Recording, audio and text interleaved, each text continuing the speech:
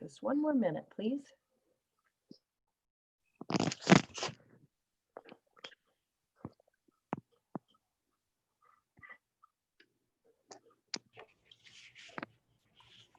All right.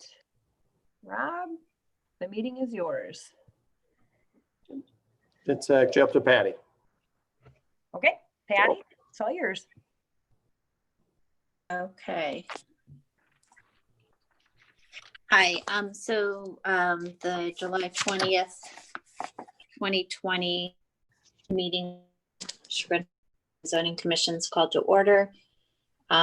We had minutes to approve from January and May, it looks like, of this year. Did everybody receive those and have a chance to look at them? Yes. Did anybody have any changes they want to make, or? I have on the January 20th that we see here, I have just a couple of questions. We Okay. received it a couple times, one recently and an earlier one that was called a draft. Or I guess the later one was called a draft, but we had received it earlier. And I just wonder if there's a substantial difference because I had already gone over the old one. And then I have a couple of clarification comments. Christy, do you know what happened? What was the process with the January minutes that we received a couple versions? I don't know. I'm sorry, I'll have to defer to a coworker. I can find out tomorrow and get back to you. I don't have the answer for you. Okay, I just didn't know if we needed to, if I needed to go over the new version. I had gotten around halfway through the new version when I kept thinking I had seen it before. So the comments I have, which I think are on both versions, on page 1, under the 17 East Orange Street, which is the final paragraph, the first line says a prospective tenant. That should be a prospective, P-R-O-S-P-E-C-T-I-V-E tenant. Then on page 2, 1, 2, 3, fourth paragraph, it refers to if we were across the street, we wouldn't need any parking. I think that refers to across the street would be in the central business district. Is that correct? That sounds correct. So it might just be more clear in the future when people look back on this. If it says, if it were across the street in the central business district, we wouldn't need any parking. Okay. And on page 3, the second paragraph, the first line, which starts, Mrs. Baker said, "What is the current occupancy like?" I believe that refers to Step North, the Step North building occupancy. So putting Step North in there before occupancy would help that be a little bit clearer. Because there's so much, and thank you, because there's so much now in these notes. We've said we wanted more detail in the notes, and now we have a lot of detail, but we just have to make sure that we know what we're referring to. I think I have some other grammatical things I can send you, but those are the main ones. That sounds good. Thank you for the feedback. I'll share with the person who creates and does the minutes, and appreciate your detailed overview. If I were to drop off a copy tomorrow with all the little notes, whose attention should I drop it to? Should I You can send drop it to mine and I'll get it to where it needs to be. I'll do that. Thank you, Judy. Appreciate do that. Okay, so we'll just table that and wait for a corrected version. Do you want to add? How about May? Do you want to add? Thanks for the extra detail. I know it takes a little bit more time, but they're becoming useful. So thank you. Yeah. Did I have any about them? I had one thing on the May, again, for clarification on page 2.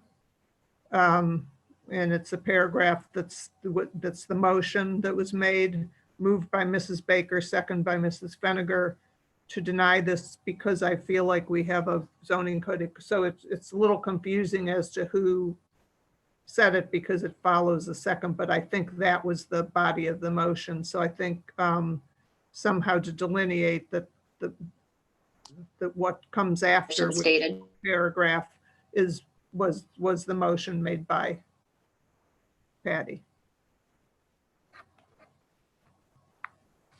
That was the only thing that I had on Okay. the. So I'd move to approve the May 2019 minutes with that correction. Was that all you had, Judy? Yes, I'd make a motion to approve the minutes as amended as stated by Judy. Second, Who's that second? Wendy Davis. Wendy? Okay. All right, Rogoff, Yes. Pelosi, Aye. Feniger, aye. Davis, Aye. Baker. Aye. Okay, and then, so the only other item on our agenda tonight is the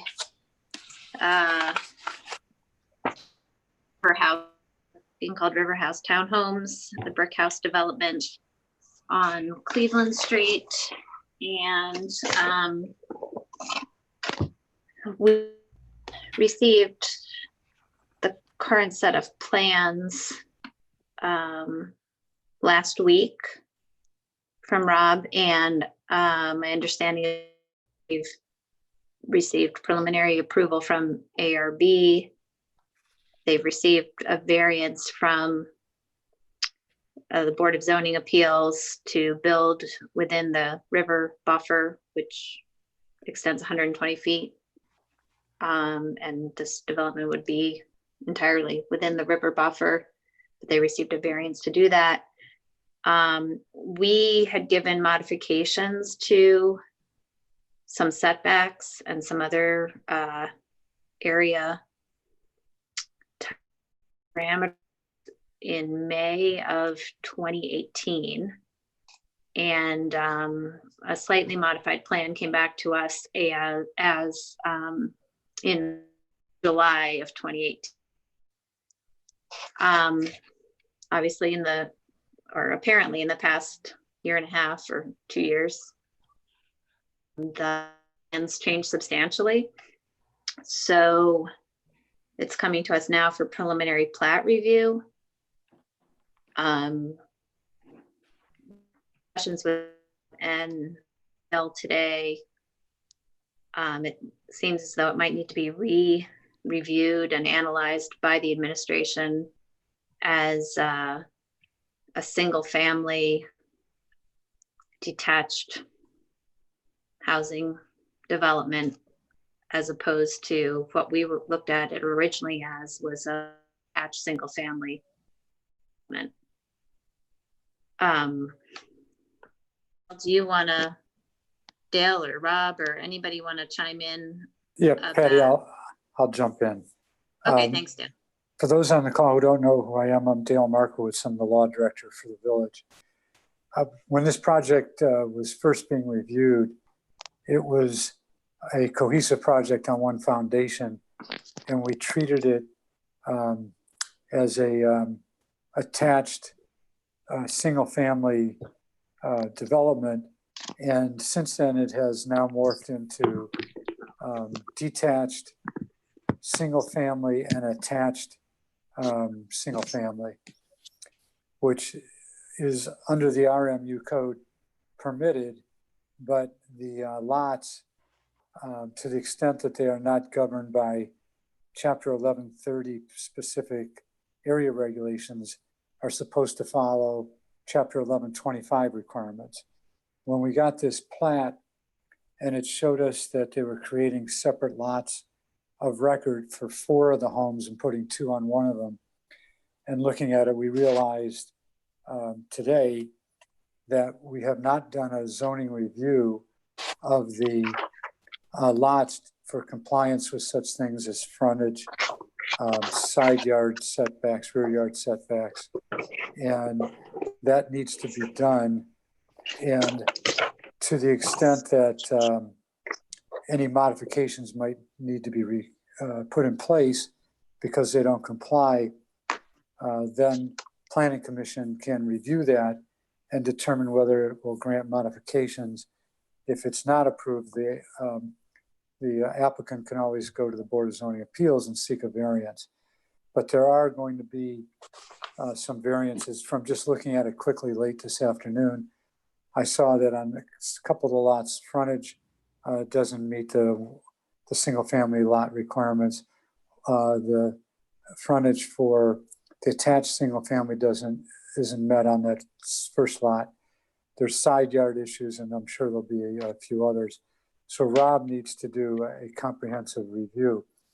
That shouldn't stop us from going ahead today and talking about this and analyzing it and helping the developer understand what your issues are so that they can make changes. And then we need to get back to another meeting as soon as we can to consider what modifications are needed and to post the required notices and to have the hearing on that so that can get accomplished. I think that's a general overview of what we determined today, and I'll be happy to answer any questions you have.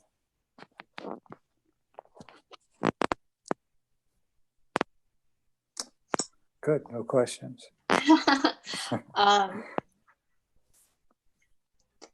I guess,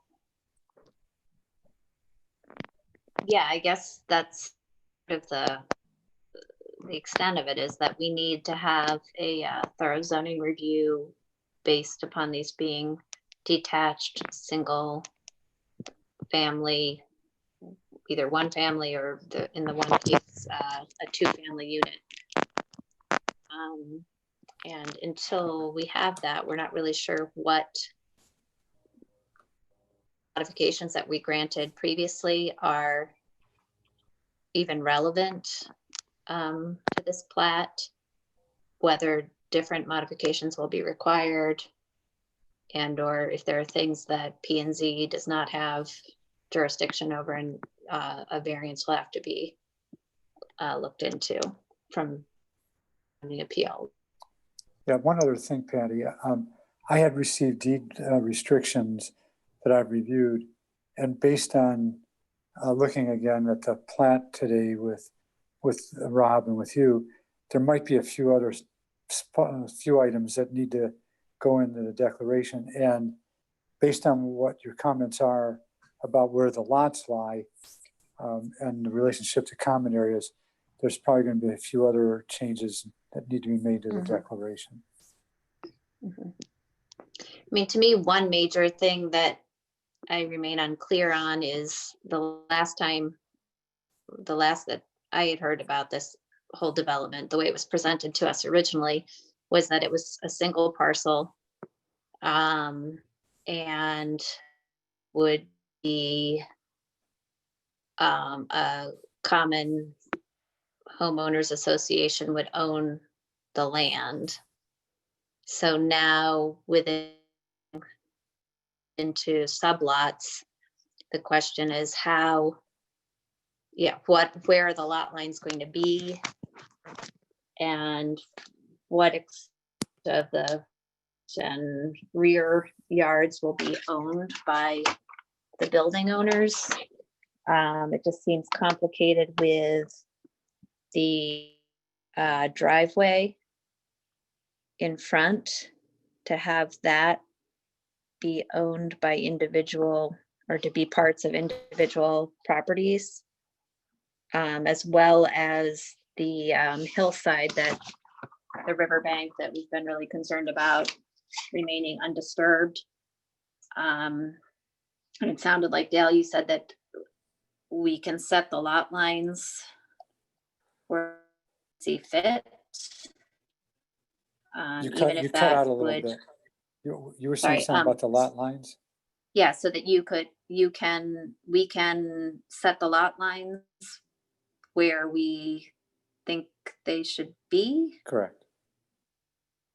So I guess, I don't know, what the developers thought that and how they were working, because we had looked at it as a one parcel with common owned by one entity.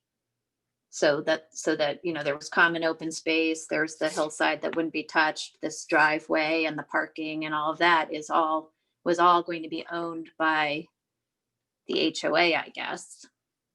So now if you divide it into sublots, how does that all work? Well, if you stayed essentially with their plan, there would be common areas that would be owned by the homeowners association. We originally thought that this was going to be a condominium project, but either way, it could still work under our code. But as they've presented it now, whatever common areas there are would be conveyed to the HOA, and the HOA would manage the common areas. For example, the driveway, the parking areas, and the entrance features, those are all going to be a common area. So to me, it seems like pretty much everything outside of the dwellings themselves should be part of a common area, because it doesn't have to be that way, and that's really the developer's choice, but it might affect how you want to review the plat. But they can either have what we would call zero lot lines, where the title ends at the foundation, or they can have a larger lot area that they control. And I don't have a problem with that, because it allows them to do some of their own landscaping, and it allows them to, sit out in the backyard or side yard or whatever it is, and know that that's their lot. And I think a lot of people would like to have that type of ownership interest in the village. Certainly. No, I agree. Yeah. I agree that would be desirable for the homeowner, but in this case, there's 6 feet separating these homes. So you have a 3-foot side yard. They're at foot setback from the crest of the hill in the rear. So there is no space to landscape or, do your own thing with, really. Yeah. Well, between lots 2 and 3, there's more than 3-foot side yard. Between 3 and 4, there is, and then between 5 and 6, there's. I can't. It's hard to read the measurement right now, but it's certainly more than 3 feet.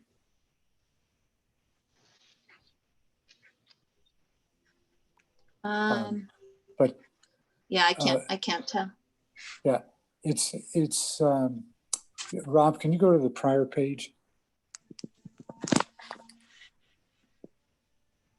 Yeah. See, when you look at that page, there's not common area in between the lots. And there is, although the houses aren't cited on this page, if they were, you'd see that there's some separation between the homes on 2 and 3, and then 3 and 4, and then from 5 to 6. Can you show us that page, Rob? Which one is that? Go to the next page. Maybe page 4, I think.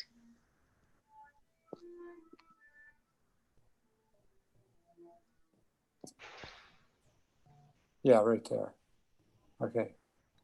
So when you're seeing the white lines between the gray, that's all still part of each of the lots. So if you look at the second lot and then go to the east towards the third lot, there's a fair amount of separation between the two.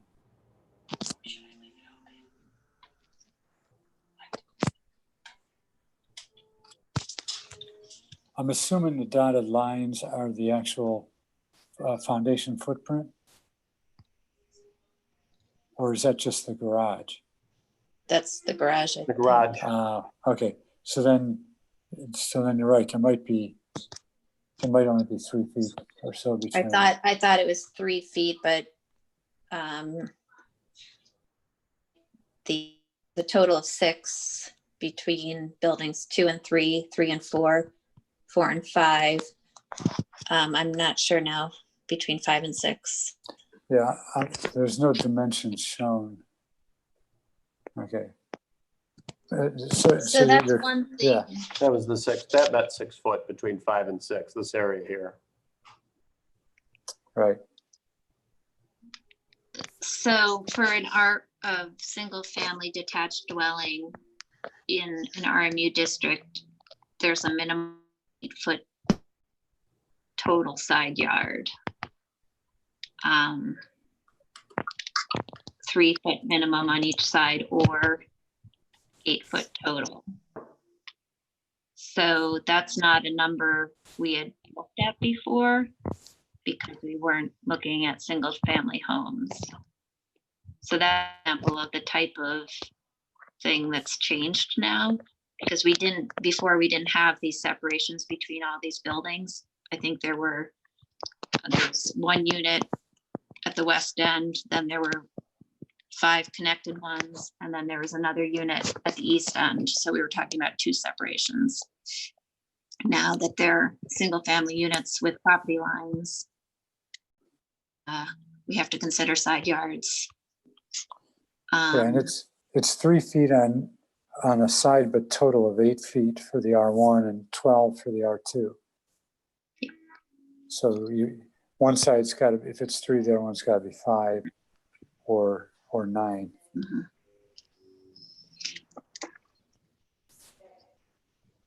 The front and rear setbacks, I guess, depend upon where the front and rear property lot lines are.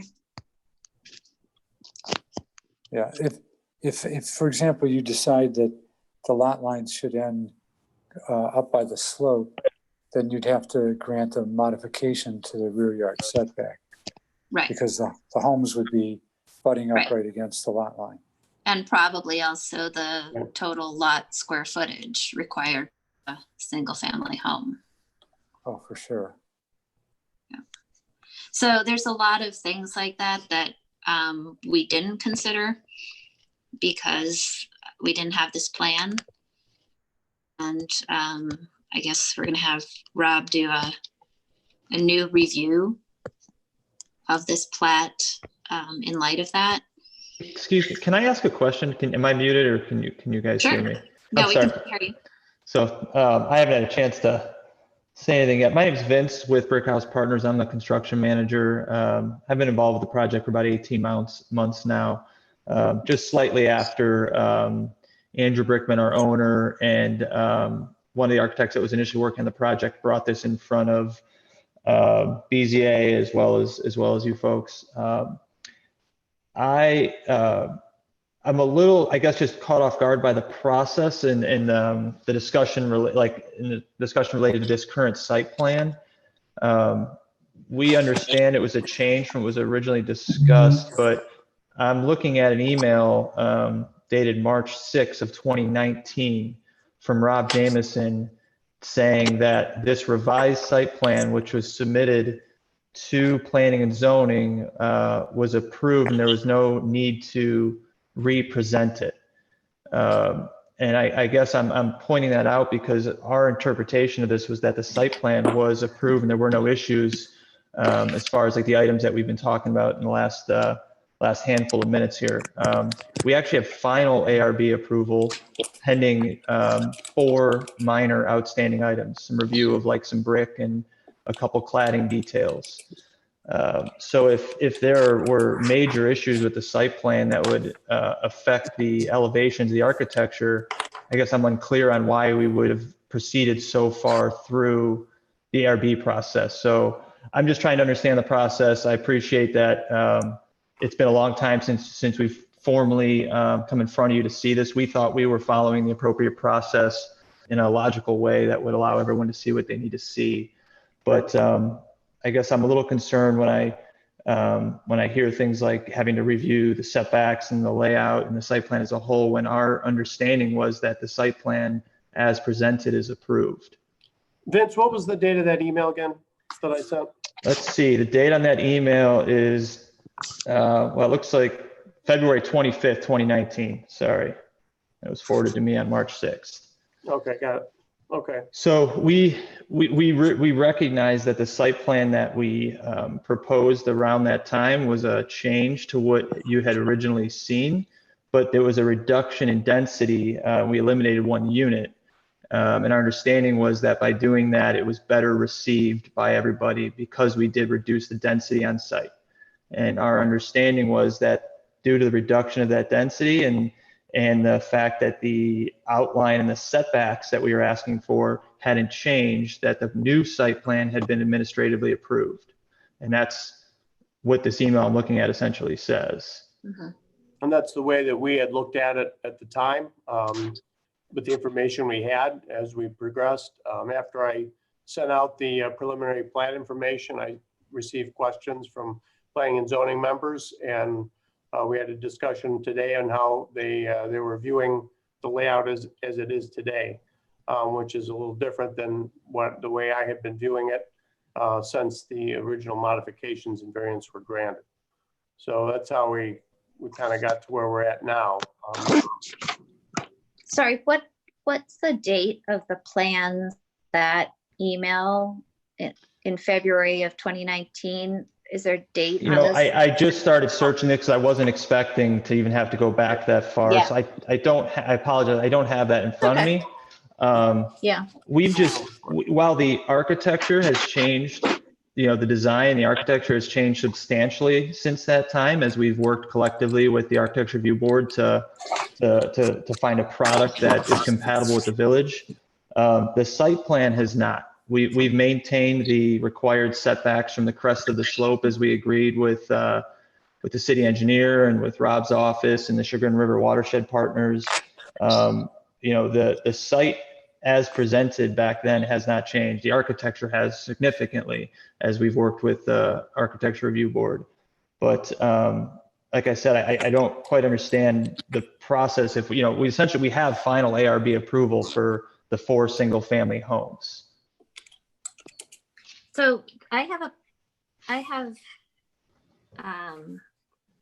planning and zoning hasn't reviewed anything about this since of 2018.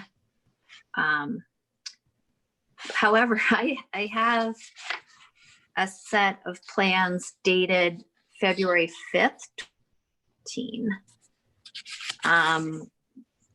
That I'm not sure why I have them. If I don't think it was officially on our agenda or anything. But I do have this set of plans, which What indicates- is everybody still seeing the view of the plans on their screens from my shared screen? Rob, we are. Rob, can you show the plans that Patty's talking about? They're dated February 5th, 2019. In Yeah, the process, and that's I will as soon as still- I find them. I'm looking for a few things here. Yeah, so that They're attached, right, Patty? that one as of February 5th, 2019, building A was 1 unit or 1 separate building. Then B, C, D, E, and F were all attached. And then G was a single detached unit at the east end. But I think most importantly is it was still one owned property. It was managed. Right, there was no there were no separate lots. No, there's no this. indication that these were going to be separate lots and that the majority of them would be single family detached dwellings. That's February 5th. I don't know if that's what the email that you're referring to, Vince, was referring to. But that's the latest thing that I had personally seen. I do have a comment, if I may. I looked at the email that Vince referred to back from February 25th. I do have that, and I will send that out to all of P&Z. I also have a copy. That same email was forwarded to Dale, Patty Baker, Nancy Rogoff, stating that the changes were made, discussed in the emails, and that their project was in compliance and was removed from the P&Z agenda at that time. I'm going to resend these out for further, because I think there's a little more we have to look at here as far as the process of what happened around the February 25th, 2019 timeframe. I believe there was some modifications made to their plan that were submitted and were talked about just at the chair level. But I think we have to take a closer look at this too, as I'm reading this. Hey, Rob and Patty, I'm looking at a February 7th email from Rob to Patty, Nancy, myself, and Harry, attaching the latest site plan and asking for review. And that's the site plan that still had the buildings attached together. Not all of them, but most all of them. I don't know if you've seen that one. Yes. So Rob, was your email saying that the site plan was in compliance and was fine? What set of plans was that referring to? That's what I need to research here. Okay. So Yeah, I understand that. And I can go to our architect that we work with. I know that the site plan that we have in front of us was the one that was submitted to the point where we were trying to present to P&Z, and that's when we were told that we don't need to because of the reduction in density, and it was approved administratively. I do want to comment on one thing. These are single family homes and they're not attached, but this is still a planned development and is still managed by an HOA. And I've heard there seems to be a little concern about that piece of it, that somehow the fact that they're not physically attached will change that. And that's not the case. Dale and our attorney have been going back and forth on the HOA documents for the entire development for all 6 residences. There's still a common area drive. So as far as how the community would operate, it's no different than whether these physically shared a wall or not. Now, I can't speak to the other ordinances within your code that might be affected by that, and I fully understand that. But I just want to address that one item as far as being an HOA type community. That's in no way any different regardless of whether or not they're sharing a wall. Yeah, Vincent, I agreed with that earlier, and I would concur in that now. It's just there's a little bit of tinkering that might need to be done depending on how the Planning Commission views the plat now. But clearly it wouldn't matter if they're attached or detached for how you manage the open space.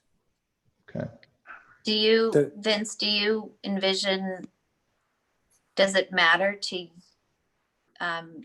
you guys whether the lot that is owned by the property owner consists solely, it's like a 0 lot, consists solely of the dwelling, or has 3 feet around it, or you feel like they need to have a lot that they own what's in front of them and behind them? Or we don't feel strongly about that. We proposed this, which it's kind of 0 lot lines to the front of the buildings and use essentially the entire driveway as a common area.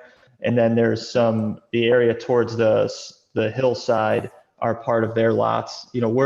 They're limited within the HOA and the restrictions of what we can do on that slope anyways. So there's really no room for personalization on the hillside down towards the river due to the limitations of the setback there. So I don't think we feel strongly either way. And if for some reason 0 lot lines around all these made this group feel more comfortable, we'd have no objections to that. okay, so at least for the front lot line could be at the front of the building, and you wouldn't have a major problem with the rear lot line being at the crest of the hill, something like that. I think what he's saying, it could be the back of the building, Patty. It could be regular Right. 0 lot line. Yeah, I mean, if that was, I certainly wouldn't want to get hung up on that. We think we kind of put together the best combination of common area that makes sure it's clearly defined and easy for the HOA to manage and maintain, as well as some private lot area that allows for a little bit of room possibly for homeowners to have a little bit, for instance, like if we go all the way to the back of the site, we have residence 6 and they have a little bit more space in the end there that's kind of private to them, and then being able to have a little bit of personalization in that area might be nice for that residence. If there was something specific in the code that said they had to be 0 lot lines, we'd look at that. Or if there was just one area that you were concerned with, but we could still maintain some of what we proposed, we would certainly talk through it with you and try and find a good solution.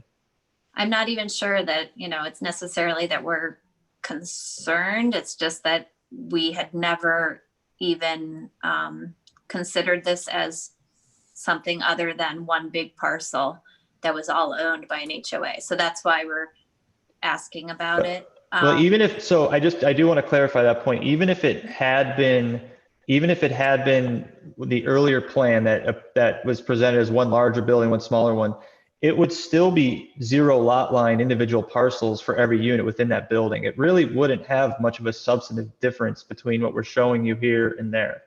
There would have been one additional parcel because there was one more unit.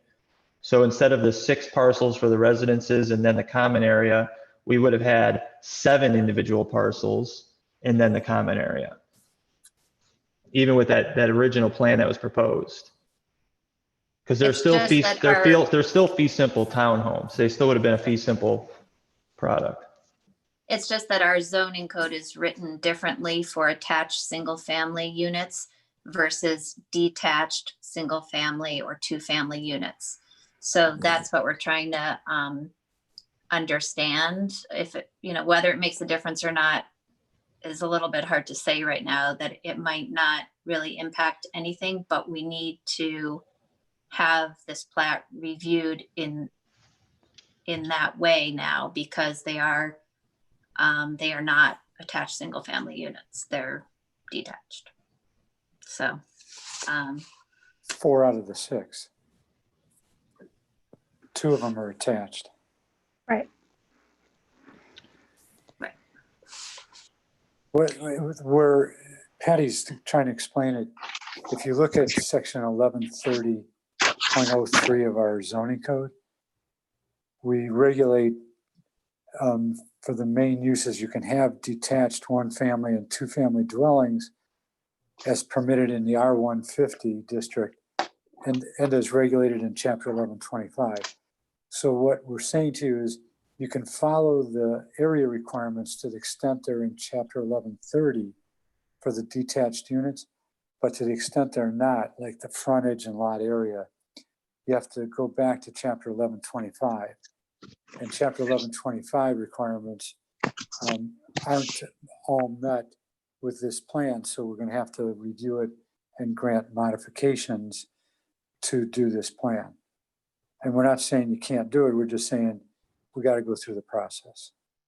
And Dale, thank you for that. I certainly appreciate that. And it certainly sounds like everybody here was maybe, surprised at seeing this new plan. It'd be an understatement to say we're a little surprised that we're having this conversation. Quite frankly, our position was that this site plan is approved, which is why we spent as many months as we did going through the ABR process and taking it all the way through final approval. I don't even understand why we would have been able to go that far in that process if we don't have site plan approval, because we could theoretically have to start that back over if substantial changes were required to the elevations or to the buildings due to setback requirements or some changes that we weren't aware of.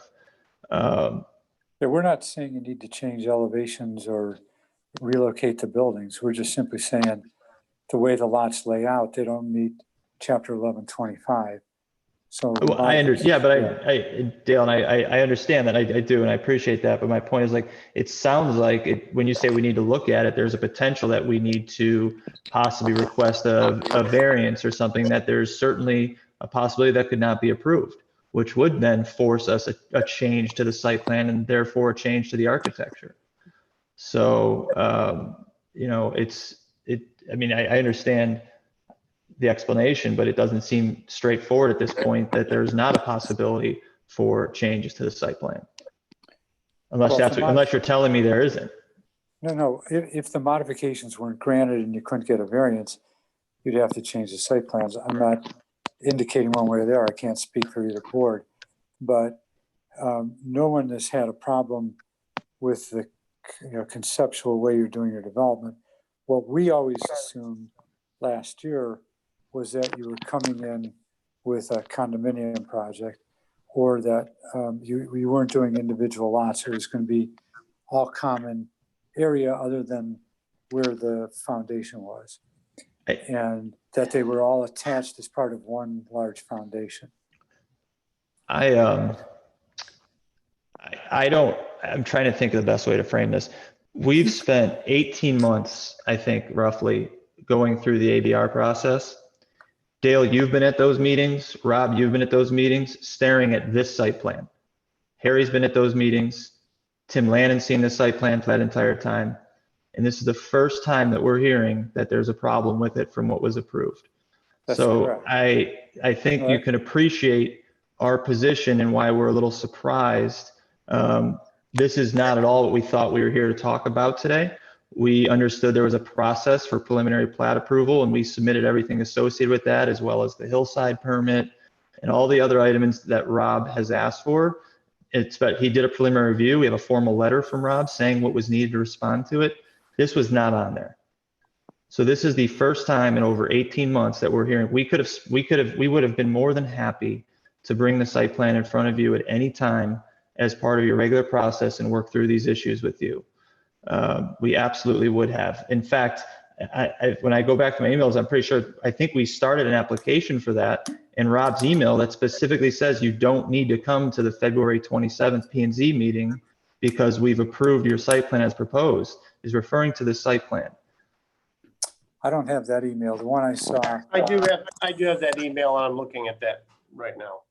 So I'm just at a loss here because we were, quite frankly, we were expecting to work through everything we submitted, not really thinking we were talking about the layout of the site plan, but all the other parts of the plat approval process. And we're expecting to, answer some questions about the driveway and how the retaining wall and how the site works, and move through the process to be back in front of you for final review, not be discussing possible modifications of the site plan.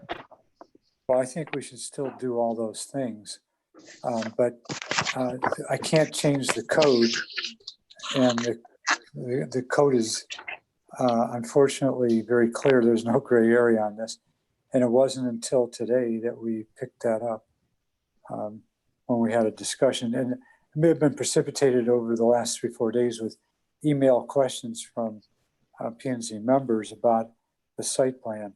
In fairness to the commission, they didn't see this plan until very recently. But you're right.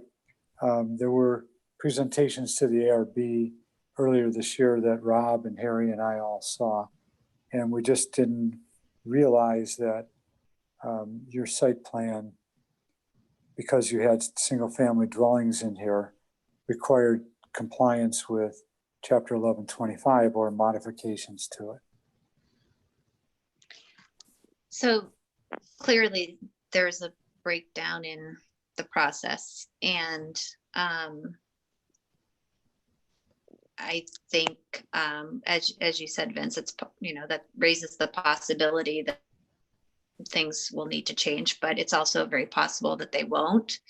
But we need to go through a review of the current plan, thinking of them as single family detached dwellings, and figure out whether the modifications we granted previously still apply, and if not, what modifications we need to consider. To me, it looks like the overall footprint of the development is not different. It fits within the modified setbacks that we had granted for the attached single family buildings. So I don't feel like it's a totally it's out of the realm of possibility that we just say the modifications that were granted will apply to this and it's fine, but we need to go through and just check that everything. Well, I appreciate that, and I sincerely hope that's where we end up on this. And I certainly appreciate that this is outside of, that you don't control what comes in front of you, right? I mean, so that this is the first time you're seeing this, and there's some things that came up in the last few days. From our perspective, there was certainly a breakdown in the process. I would hope that we're able to work through this based on everything that's happened in the last 18 months and spend whatever time we have left this evening, if we can discuss items not related to this issue with the process, so that our intent would be to, like I said, hopefully work through this and not have to make any modifications to the site plan, address any other issues that may come up, and be back in front of you next month for final plat review. Quite frankly, that's what our plan was. I realize there's some issues with that at this moment, but I'd like to focus on anything else, any other questions you may have, anything else related to our submittal and application that we can talk about tonight. I don't think we're going to get any farther on the other conversation than we are now. That way, if we do work through that issue, we can respond to the remaining items next time we see you next month. I agree with that. So personally, my questions were all about the lot lines and how this changing from being one parcel into sublots affects common area, specifically the river bank hillside area, as well as the driveway. And the only other main concern I have, it doesn't matter whether they're detached single family units or the attached single family units, is the projection of the decks off the back. So our code states that architectural features such as balconies can extend up to 3 feet into a required yard. So the required yard in this case is 5 feet setback from the top of the bank. So your previous drawings that I have, for the most part, had the decks within that. In one case, building F had a little corner sticking out, but in the new plan, it looks like a number of the decks extend further than that. So I didn't know if maybe you could address that, and if you were aware of that regulation. I'm not aware. I don't know that specific regulation or that code section. I can say that in conversations and meetings that we had regarding this crest of slope, because it's not a traditional side yard setback or something like that. I mean, we physically had to walk the site and identify what would be considered the crest of slope, and then stay 5 foot back. And the watershed partners are involved in that, and Rob and Tim. And our understanding was that as long as there were no physical supports for those decks that extended beyond that 5 foot setback, then there was no problem with them as designed. So those decks have supports that go back to the buildings, and there's no piers or posts or anything, any physical structure that extends beyond the 5 feet. And that's why we ended up with this design. Yeah, I appreciate that they're cantilevered and they're not supported from the ground, and they're not actually a footprint, I guess.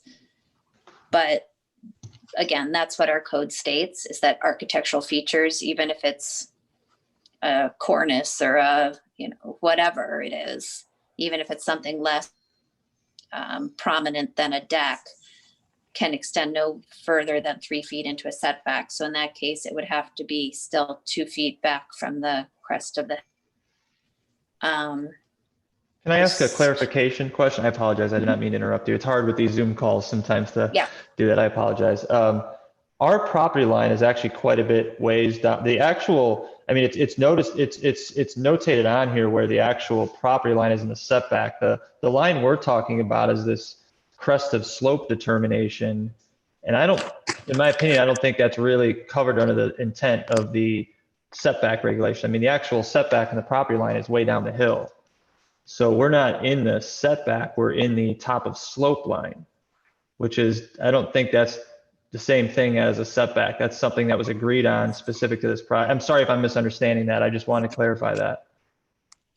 I agree it's specific to this project, but that was what was agreed upon, was that the rear yard setback for this project would be 5 feet from the top, from the crest of the hill, as determined by surveyors and engineers. Okay. So does anybody else have any, that was an issue that I saw, but otherwise, Patty, it's still, ask about. I think that the way I recalled it, we were never talking about where the lot line had to be. We were talking about the area of disturbance. And so we didn't say your lot line has to end here or there. It was, you can't do any construction work or build anything that goes past that given, dotted line. Disturb the land, yeah.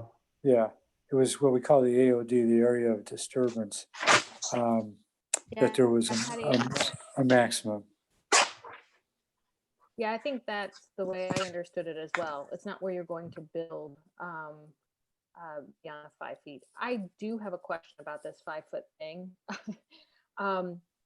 The motion was that it would be 5 feet or the safe setback determined by the village engineer. And I understand that the village engineer has not determined, Tim, correct me if I'm wrong, that 5 feet is the safe distance. He has stated that he's comfortable with the 5-foot setback as shown on the plan. And that was quite a while ago when we looked at the elevation at that level. I looked through all the emails, and obviously I don't have all of them because I didn't have that one from February. Right. Is it stated, or is there a document that says, as the village engineer, 5 feet is safe enough? I've not asked for him to state that in writing, but we can do that. I think it has to be in writing for certain. Because I'm sorry, he gets hit by a truck, or you get hit by a truck, Rob, and 3 of these houses fall into the river, and we're like, well, you know what? Tim said it was good. I think he told Rob, but we need that definitely documented so that this does comply, even if they're attached or detached, doesn't matter, that it complies with that 5 foot. The second thing is, I don't understand why there's 2 separate submissions.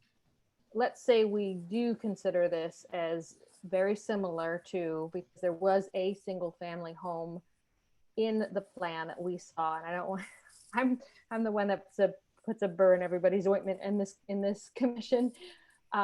There was a plan that we saw that had 1 single family home, and we did approve 6 feet distance between that single family home and the other buildings.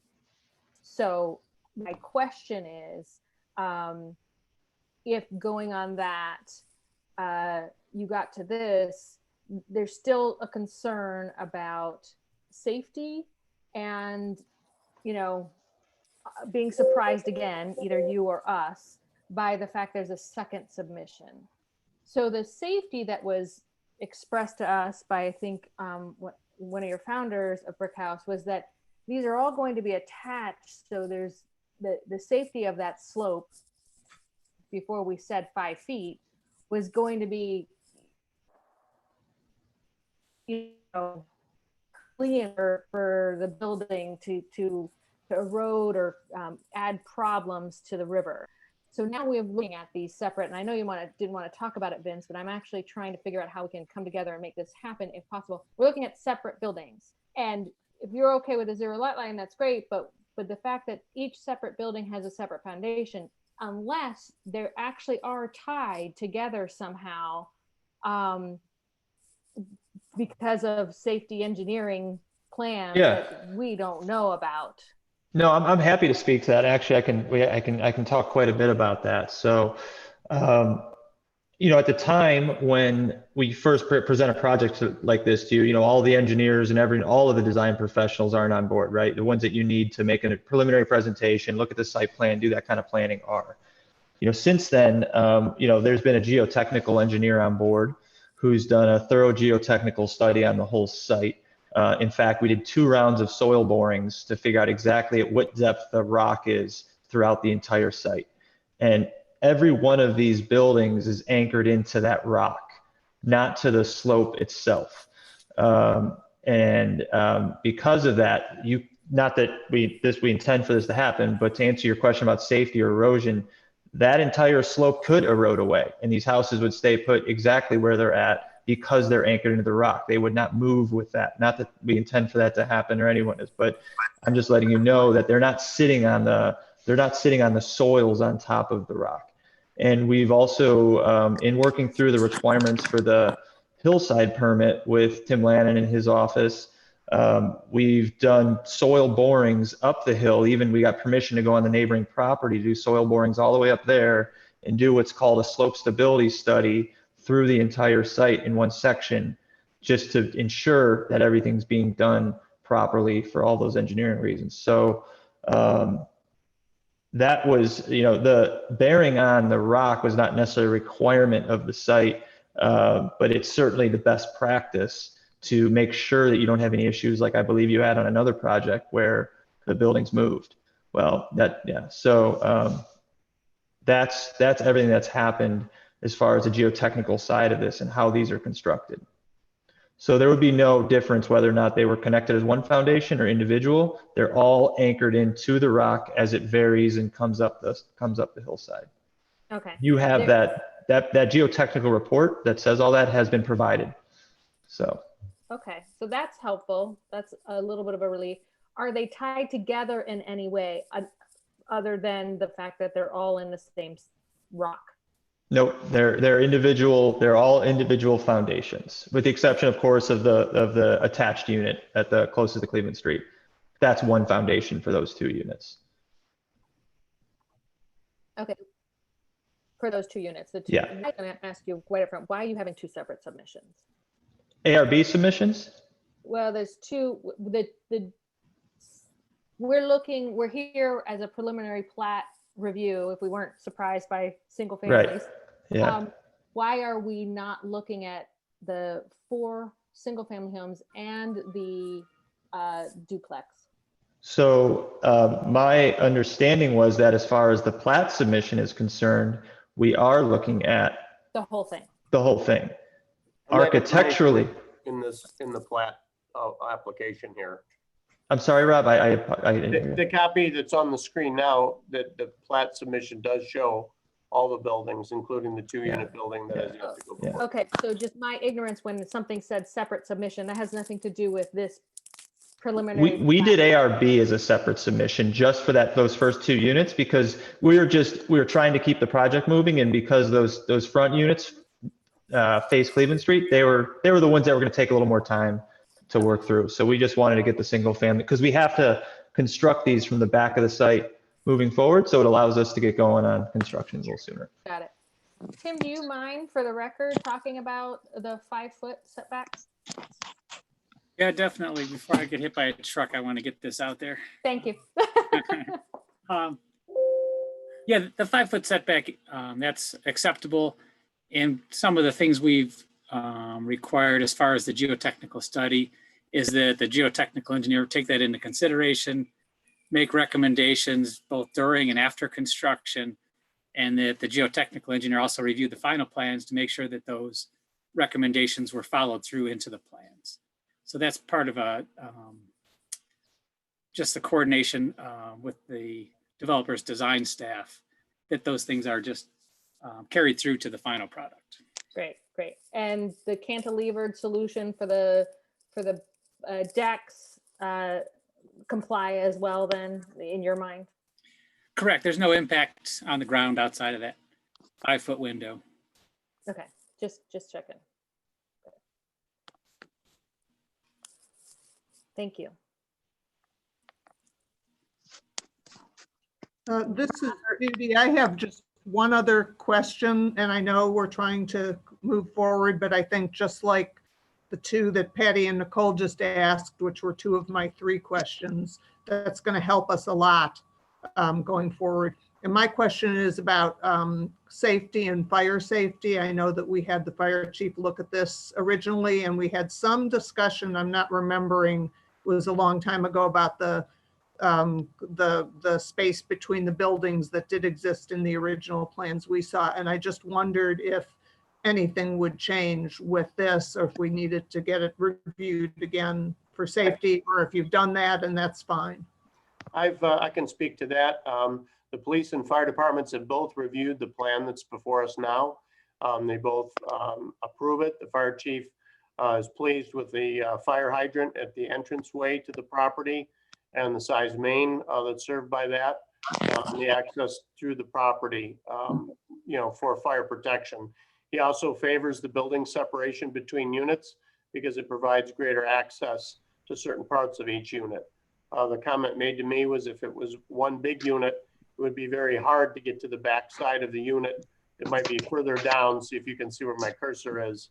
If it was all solid, and they'd have to go all the way around a building with a hose line to attack the fire from that angle. So he does prefer the separations. As far as the police chief, I sent both the police and fire review letters to all of you. The police chief was in approval with the comments that once we look at the landscape plan and look at how the corner of the entranceway is built out, that it meets the line of sight requirements, which is 25 foot back from the area where the driveway and the street intersect in all directions. And that also a early warning sign be placed for hidden driveway as you go northbound on Cleveland Street. So people at the top of the hill that are pulling out of Hamlet have some advanced warning that there is a driveway on that side of the road as they come down. Thanks, Rob. I thought that was going to be the answer, and I thought I remembered that the fire chief had said if there were separations, it would be better, and I wanted to get that out and in the minutes because I think that's something.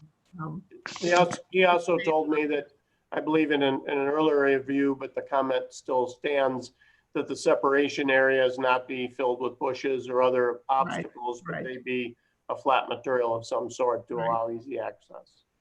Thank you. Rob, I have a comment on that. As far as I know that earlier they had said something about having in the decks and bylaws some type of restriction on parking in front of the garages. I don't know, does that still hold true? I did not see that in the decks and bylaws. Yes, it does. And that is included in what we're in the process of reviewing now. Okay, and then several of the questions I had were answered. I know that we were also looking, and at this point, maybe it's premature, the landscape plan and the disturbance plan. Correct? Those are the things that we're missing.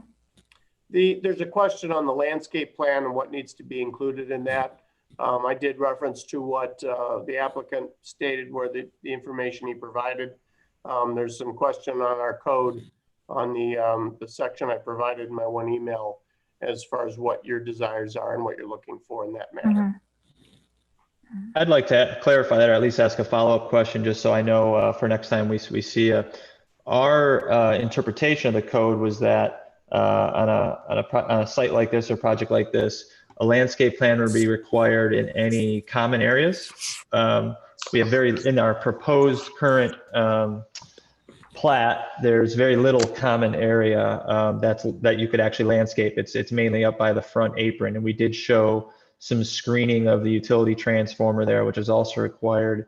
But because the remaining areas that can be landscaped are part of the parcel associated with each home, they would not require a landscape plan for those areas. Now, I'm just asking the question, and that's our interpretation, but we'd certainly, I'd like to continue this conversation like we're going to work past the site plan issue. So I'd be happy to talk about landscaping now so we know what we need to do next time we talk to you. Well, I can address the exact code section if you like. Under 114203 general landscaping, it just says any portion of a developed lot not used for permitted main and accessory buildings or structures shall be landscaped with vegetative ground cover, shrubs and trees in accordance with an overall landscaping plan acceptable to the municipality. So that's the code section in which we were applying the overall need for a landscape plan for the whole site. My concern with it being, when I saw that it was single family with lots stretching possibly into the Riverside was that the areas that were supposed to be undisturbed and have native plants in the lake, and that was directed by the Chagrin watershed, would, if there were no guidelines there or a landscaping plan, those could be removed by a homeowner, saying this is my plot and I want to, plant a different ground cover in the lake. So that was my concern, that we spent a lot of time being concerned about the riverbed and the river itself, and how this project could impact our river and our waterway. And I would want to make sure that we are paying close attention to what's being done to that riverbank and the vegetation around that. Absolutely. And we know that's a concern, and our decks and bylaws address that and restrict the homeowners from doing anything regardless of where the lot lines are beyond that 5-foot point, because we know that's been a requirement of the village as well as the Chagrin River Watershed Partners the whole time. And that's been, even I think in the correspondence between Dale and our attorney on how that language actually reads, that's even been discussed. So we certainly understand that that's going to be a restriction on our homeowners, that they can't touch anything on that to disturb the native vegetation, the plants, anything along that hillside. And it's in the decks and bylaws already. I did see that. I was just concerned about whether you have to do some replanting, or if anything is disturbed, who's going to control that and enforce it. Yeah, and elevations Dale. in this packet, right? Yeah. I don't Dale, believe- Question for you. If each building was 0 lot line all the way around versus what you've reviewed in the decks and bylaws, and which one is safer for the village managing this going forward? Or are they the same? I think they'd be the same. You do? Even Yeah. if they had lot lines all the way down to the river? Well, no, I'm not saying that. I'm Oh. just saying 0 lot line versus having lots that go beyond the end of the foundation, to me, wouldn't make a difference. My preference actually would be if, let's say, the balcony extends out, is Right. to allow the lot line to cover that area as well. So there's no issue about that. And then everything beyond that in the rear would be part of the common elements. Okay. Are there walkout? Sorry, Nicole, go ahead. So go ahead. I guess. Are there we'll just- walkout basements? on No, these? there's daylit basements, but no doors. So, yeah. So you have these cantilevered porches on which floor? Well, they're technically on the main level, but Yeah. because of the slope and the basements, the basement on the hillside portion of the house, the riverside of the house, is almost fully daylit, but with no egress doors or anything on that side. So it's not envisioned that there would be a patio area underneath the deck. Absolutely not. That's why there's no doors. There's no Yeah. doors anywhere on the riverside of any of these buildings or houses. Okay. I think that's helpful for what we are striving to do in terms of protecting that natural river hillside. So thanks. No, sorry, Nicole, if I cut you off. No, I just wanted to kind of restate what Dale said so I understand. And that is, if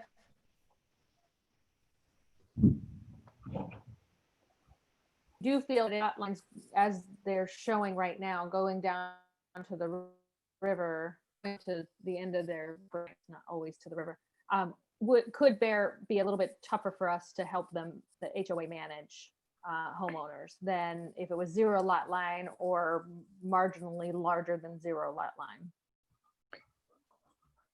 If in fact the HOA owns all the land from the crest of the slope towards the river, Okay. I think that if not legally, psychologically, we're going to have less risk of people wanting to alter what's going on that slope. And there's going to be signage there telling them that they can't touch it, and the deed restrictions will confirm that. But if in fact it's not part of somebody's lot, then we're less likely to have them storing stuff out there or trying to plant something or, you know, Building stairs. or sledding down there, who knows? Got it. But Okay. and So I'm glad to hear Vince say that to them it doesn't matter either way, which it shouldn't. But I think to the village, I think it's much better to have that all be common area and to grant the modifications to them in order to be able to accomplish that. That's what I hear you. Thank you for be repeating. clear.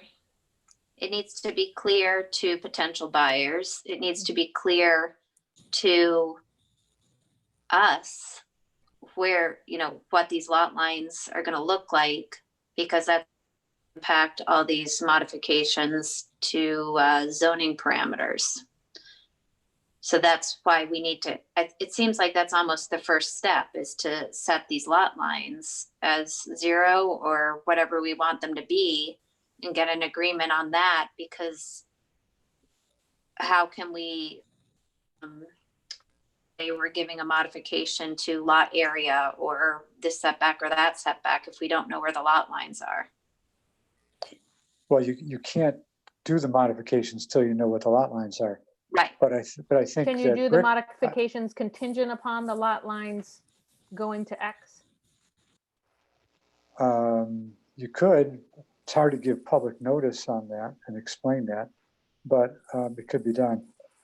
What I think you need to do, in fairness to Brick House, is give them a consensus of what it is you prefer to see, let them redraw it, and then you have a better visualization of that when you're making public notice and available to the residents to see, and then for you to absorb before you go to the meeting where you grant or where you consider the modifications. Well, I think all you're really saying here is two things. One is in the rear yard, you want it to stop at some point, either where the foundation ends or where The crest of the slope. or something of that nature. And then in the front, you want the lot line to be cut at the Where it front is. of where it is, Where it is. I mean, I'd like to see it be the 0 lot line, because that reflects what we thought this was going to be. We thought this was going to be buildings owned by property owners on commonly owned, HOA owned land, where everything outside of the building was part of the homeowners association owned land.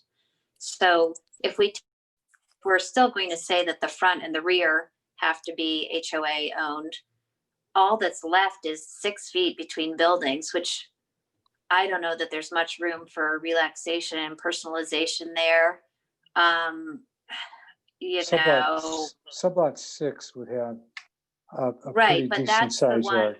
That's the one where we said it's a hillside and we don't want you disturbing that at all. So Yeah. do we want that to be open to personalization?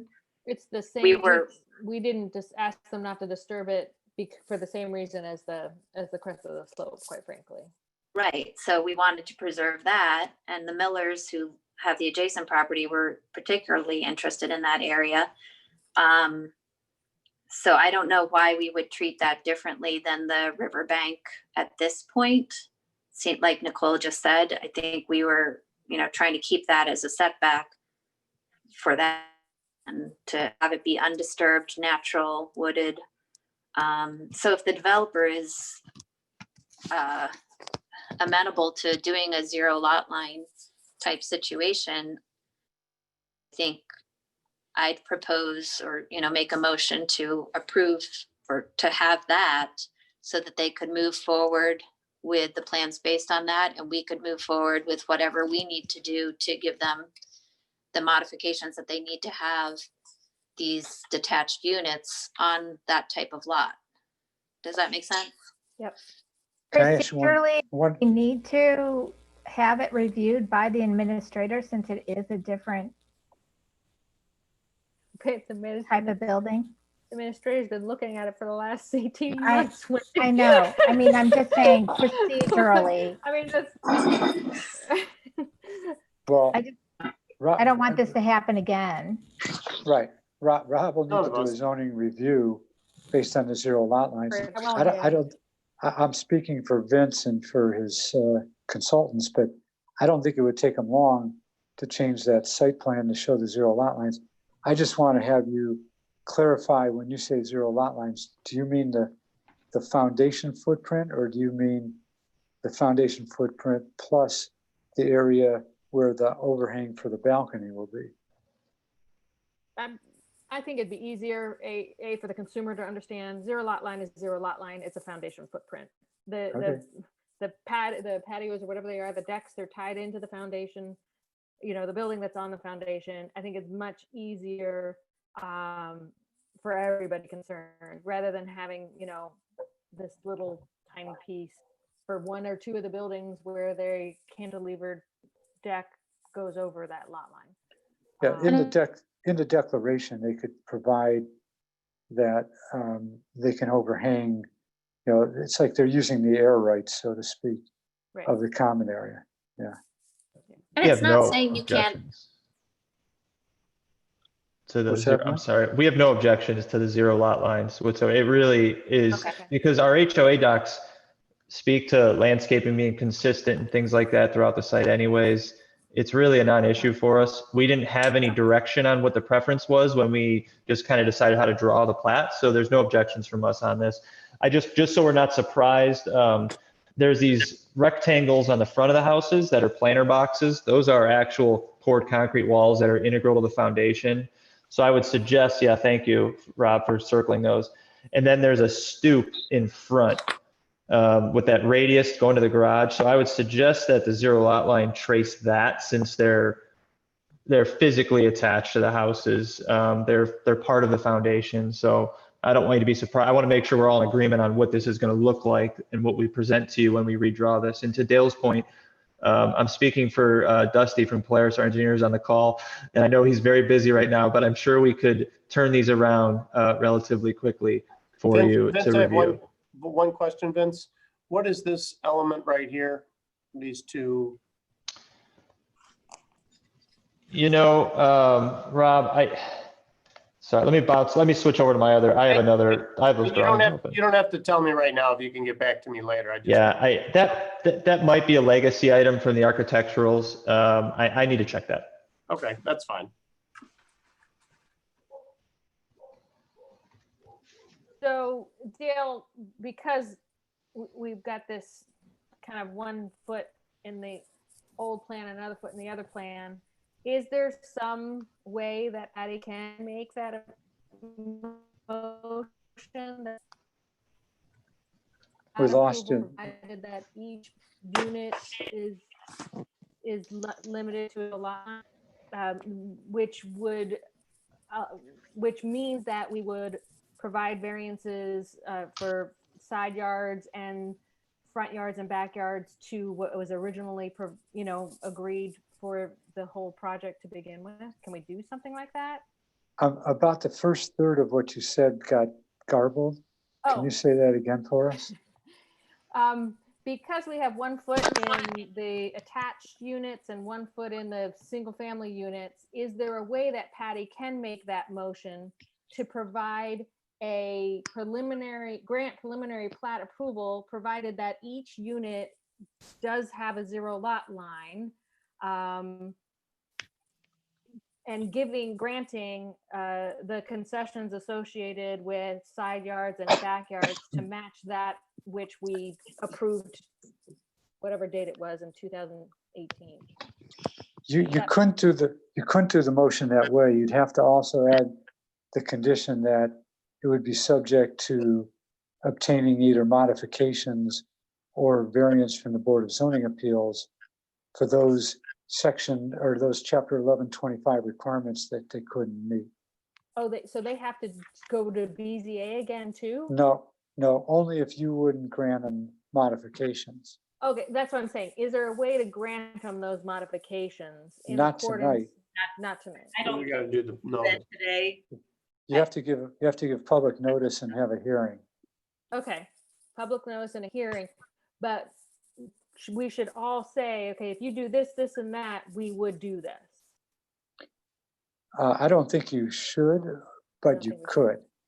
I'm not comfortable doing that, Nicole. Okay.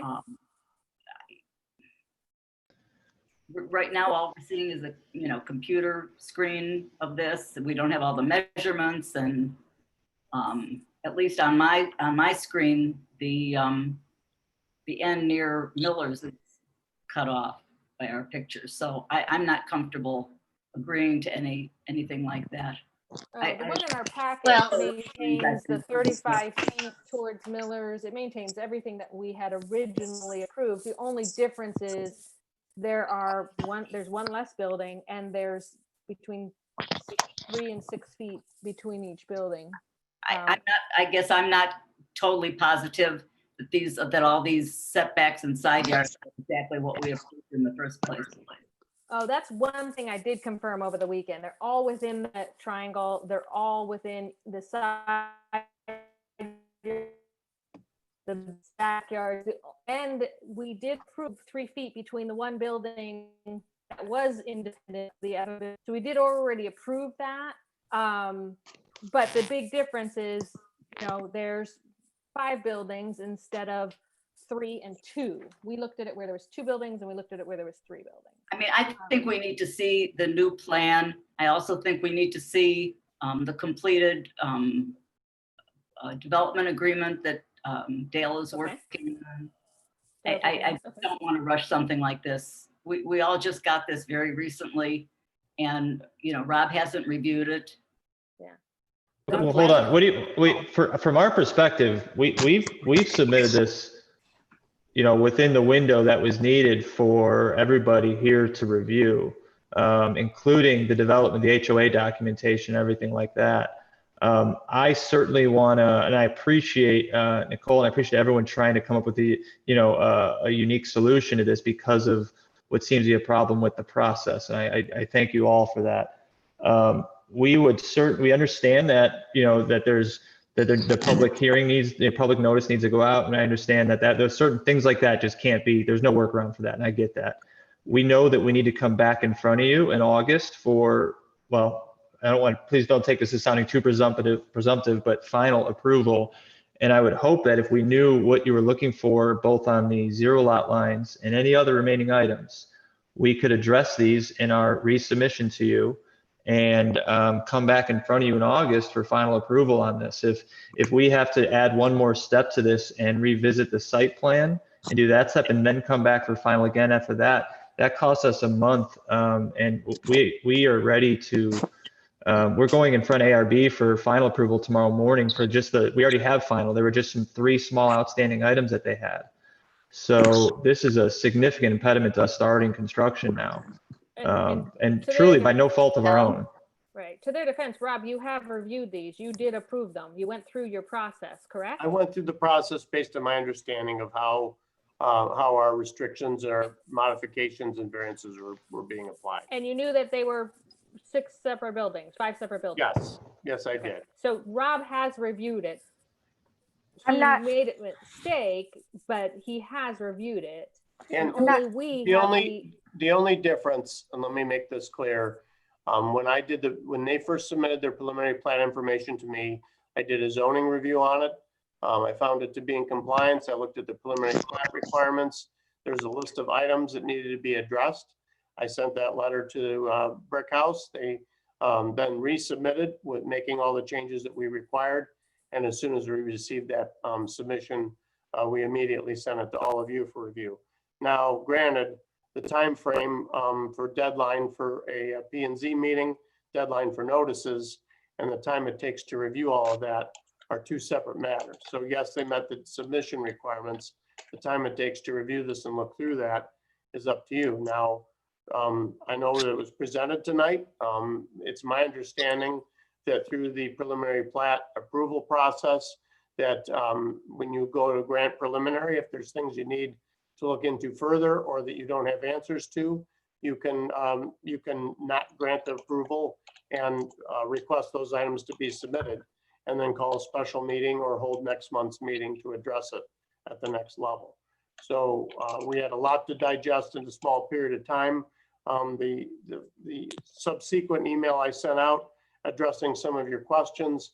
Also illustrated the question about the landscape plan and what you wanted to see further in that, as well as the other matters that I saw that were that needed to be addressed. The idea of looking at this differently than the way I was presented to me over the weekend, and we had discussion today, and that's how it developed into looking at this as single family units. That's how the change came to be, and this is where we're at with the plans.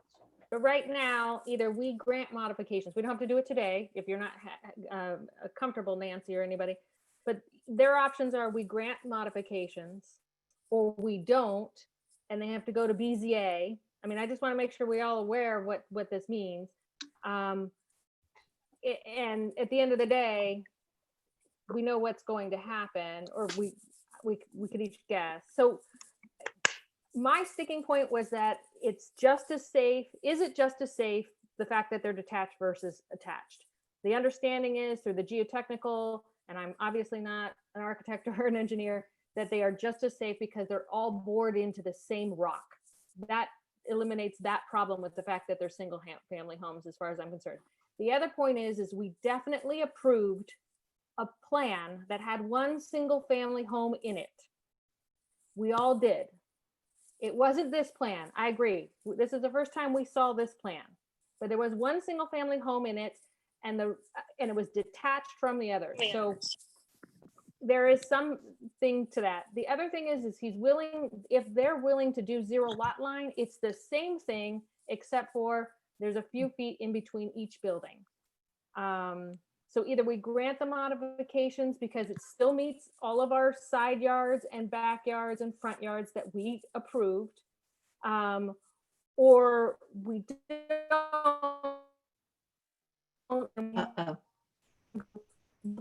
You froze on us. Which can cost quite a bit of money. When Nicole, did I freeze? Nicole, on go a back to roll. where you said or, because your voice was Oh. shaky. Okay, Fade I it said out. either we grant modifications today or another day. A special meeting is what I would suggest if we're not going to do it today. Or we don't grant modifications, and they have to go through several months of meetings with us and BZA. Those are the choices that we have here. But I do want everybody to be clear. We did approve a plan with one single family building on the plot. Right, but it was at the end. It's It an was at end. the It was an end unit, so it's a little bit different. It's different, but for safety reasons, for the land itself, it's not that different. It's about the same. It is the same. The safety of the ridge is the same. The aesthetics is probably better, but that's ARB's decision, not ours. And ARB has already gone through multiple iterations about the aesthetics. So I think this is too important to do piecemeal. I think we can certainly have a special meeting. I would be willing to do that. And they sound like they can certainly, do the zero lot line and do some of the other things we want. But I'm just not thinking that it's a good idea to be voting on anything today. okay, and Dale didn't advise for that today either. So I hear you, Nancy, and I'll agree with that. But I do think in the interest of respect of money spent on the time it takes to build things, we should move as quickly as we can. And I agree with that. And I think we do understand that we do want the zero lot line. I think we need to see a better version of the development agreement or whatever we're calling it. There's still questions in my mind anyway about ownership of the property and how that's going to work in the front and the driveway parking area, how that's going to be controlled. And I just would like to see all that before I start voting on anything. Totally respect that, for sure. And again, I still can't see that far end.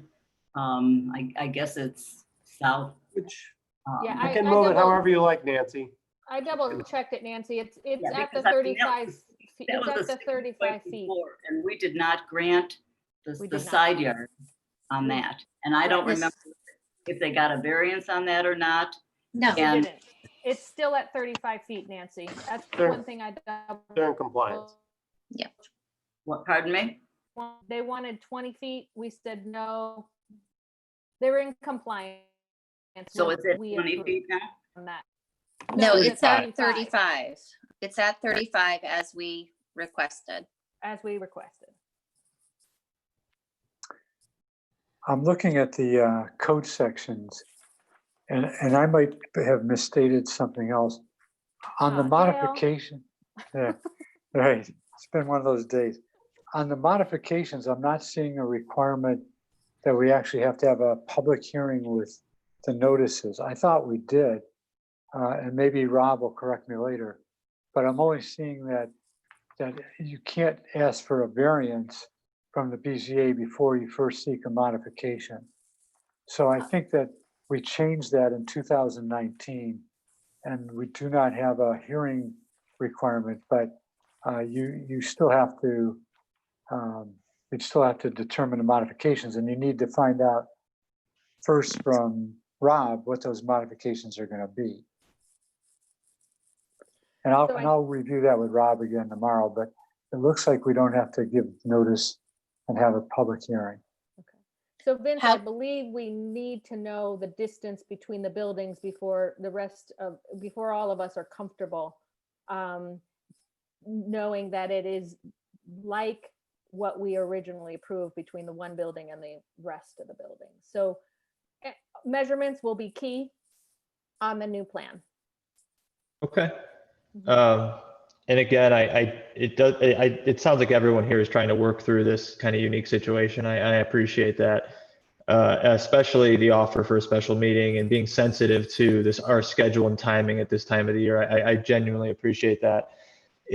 Is there a pathway here for us that would allow us to still be in front of you for final approval? I believe it's roughly an August 15th-ish date for your normally scheduled meeting, assuming that we meet your requirements and the modifications are granted. Is there a pathway forward that allows for that based on the option of a special meeting and then, probably still having to come back in front of you for final approval?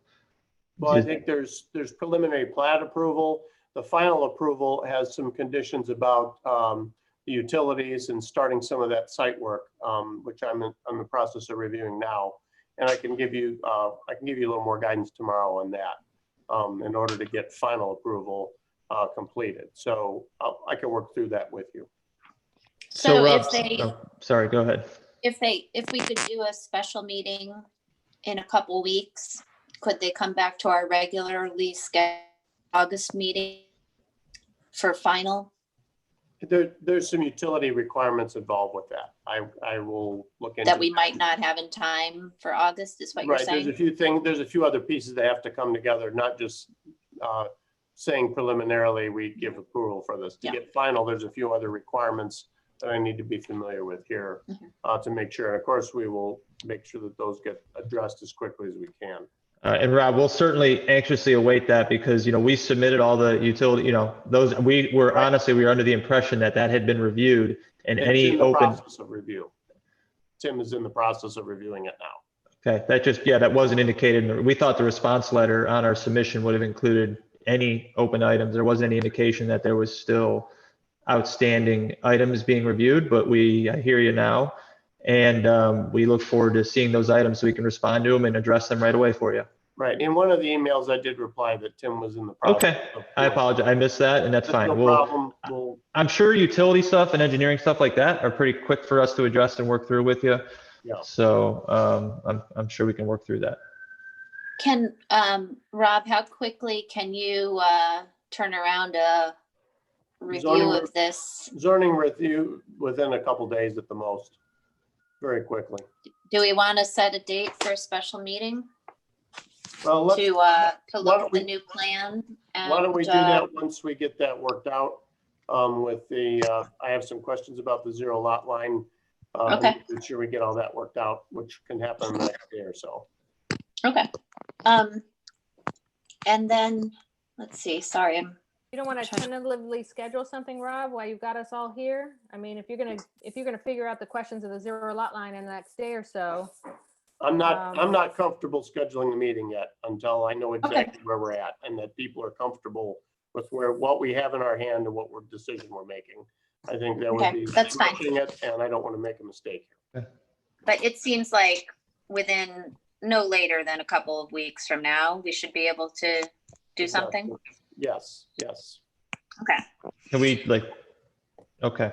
So I guess we'll just have to wait to hear on that. I'd certainly like to turn our engineers loose on the zero lot line plat, but I'm hesitant to do that until it sounds like there might be some things that need digested and discussed internally before we do that. Or are we okay to move forward with what we've agreed on the plat would look like? Vince, I could get back to you tomorrow with that. Great, that's fine. I understand. I get that there's a lot to digest here. I'm just trying to understand the process.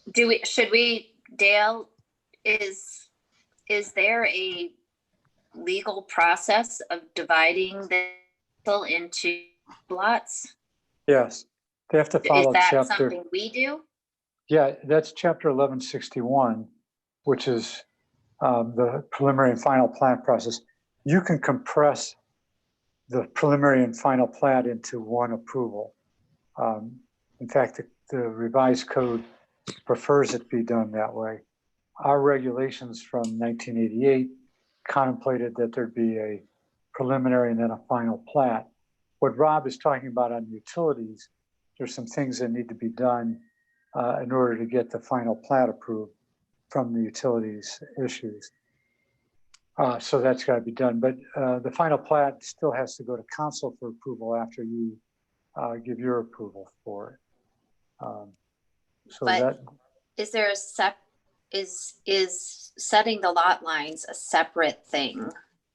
Like, should we make a motion to require this development to be a zero lot line, individually owned lots? Or no, just that's behind the scenes. We say, go ahead with that kind of plan. And Well, it's they part of can't- the plat approval. right, they could create the final plat based upon using the zero lot lines, but they need to first hear from Rob on what zoning issues remain, so Okay. that they know how to, come up with the plat. Dale, could you comment also on the process that what was submitted were preliminary improvement plans, which is normal, and that's what was required for the preliminary plat. But I don't think Planning Commission cares what size and slope the storm sewer is or the sanitary sewer. Is that something that Planning Commission could approve or give approval pending final utility? We a lot, but we know nothing about it. So we trust that if you Oh. say it's good and, other engineers have come up with what's appropriate, I think I don't have any way to say I don't think it's appropriate. So I agree that it doesn't seem like we would have much input there. If you've reviewed it and you think that in the village's best interest, this is what's shown on these plans is good. I don't know, Dale, can we approve those sorts of aspects of the plat? Well, you can approve subject to approval of the engineer as to, the utilities, the bonds that are required. He has to estimate the amounts of the construction costs. And then it's still got to go in front of council after you approve it. But that wouldn't stop the permitting for the rest of the project to go ahead. Other than that, there's a development agreement that we want to do with the developer that we haven't even discussed yet, which I'd like to go through tonight so they know what we're talking about. Okay. I don't think there's anything in it that would surprise them, but we have not indicated in the past that there would be a development agreement. So there's Dale, there's no benefit to approving engineering things that Tim was referring to at this point. Is that true, Dale? Part of you got cut off. I'm not sure I got all Well, of I that. guess either Dale or Vince, is there any benefit or reason why we would want to give partial approval to the engineering aspects of this plat? Or we just assume that they'll be the same in the next thing we see and we'll approve it all as one You thing? know, honestly, we're just looking for whatever path allows us to start our site work at the end of August, like we had anticipated based on our understanding of the process. Dale, you know, if there's a development agreement that's needed, I'm not surprised to hear that, but as you clearly pointed out, it's the first time you've mentioned that to us. So I certainly would hate to see a negotiated development agreement that we're just hearing about prevent us from breaking ground at the end of August, assuming we're able to work through these other issues we've been discussing. We're certainly open to a process that allows us to start site work and foundations, possibly pending a couple of items that aren't really connected to those items, if that exists. Well, Yeah. the development agreement is something we could have done at the same time that you'd get final approval from planning commission. Okay. I mean, So I'm not sure the timing on that though. So Yeah. I'm just using that as an example of an item that if there are a couple outstanding items that aren't related, that wouldn't necessarily prevent us from starting our site work and foundations, but still need satisfied as part of the process. You know, that would be helpful. If we're unclear on the extent of the landscaping plan that's needed, knowing that that's not going to go in for a year, if there's a way that it's pending our review of landscaping approval, if we need a master plan for the whole site, we'll absolutely create that for you and take the time to work through it to make sure you're satisfied with it. But just based on the timing of things, we're really looking for a way to get in the ground at the end of August. You know, we've got winter approaching and we have, you know, site work and foundations to get in before the weather really closes in on us. We certainly, of course, need to make sure you're satisfied on all the major requirements, site plan, utilities, setbacks. I get that. But if some of these other items can be worked through as part of the process, but not prevent us from moving forward, that would be helpful. Yeah, Dale, what's the process for the development agreement? Do you want to talk about it right now? Sure. I can give you my compilation of notes that I sent out from various emails from members of the commission as to issues they wanted to include that I thought would go into the agreement. The first one was that the required erosion controls be put in place, and that would be part of the development agreement. The second is that we'd get a tree inventory for the trees that'll be removed and those that'll remain. And then a disturbance plan to show the areas or the limits of disturbance with the footprint of the buildings and the areas that'll be disturbed that are associated with We lost Dale. Hello? Did you lose me? I did for a second, or maybe just me. Oh, I'm not sure. The second one was to have a limits of disturbance plan, Vince. Did you hear that part? Yeah, I would say that that's in our current civils. We have the proposed clearing limits in our civil drawings that you have. And our demolition plan shows specifically what trees are being removed and which ones are being kept. So, So I think we have that information. Yeah, That's good. So we could just refer to those in the development agreement. certainly. I haven't studied the improvement plans. I leave that to Tim, so I couldn't tell you that. And then the next item was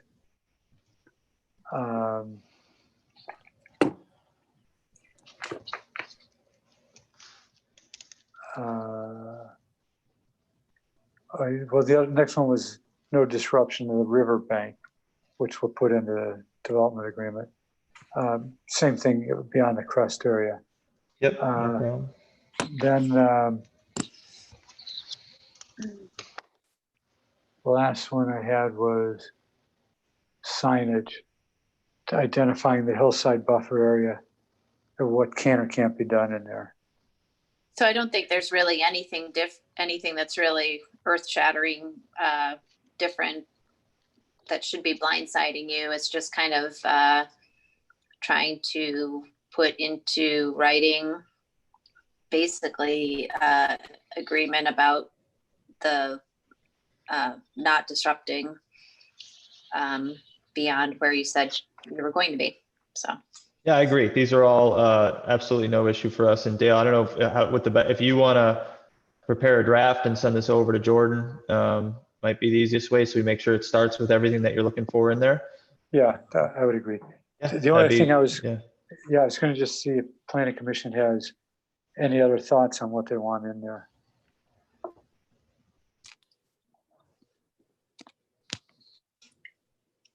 Is that something that we will approve as part of the preliminary plat approval? Yes. Okay. It could be also at the time you do the final plat approval. Okay. But it's. But if you can do it at the preliminary plat approval next month, that would be great. And Dale, you said something that made me smile a little bit, that almost was that your preference was that preliminary and final plat approvals happen at the same time. Yeah, or that not that it's required, but that you prefer it. So if, no, I didn't say I prefer it. The revised code prefers it. Sorry. But you could collapse the two into one. It's just you take the risk that if you didn't have a preliminary approval indication, that you could come in for final, spend all that money, and then get turned down. I understand. I think we're talking through most of the issues that are going to be discussed, and I think we're going to be able to work through those. So I just wanted to clarify that. Yeah, I agree. Okay.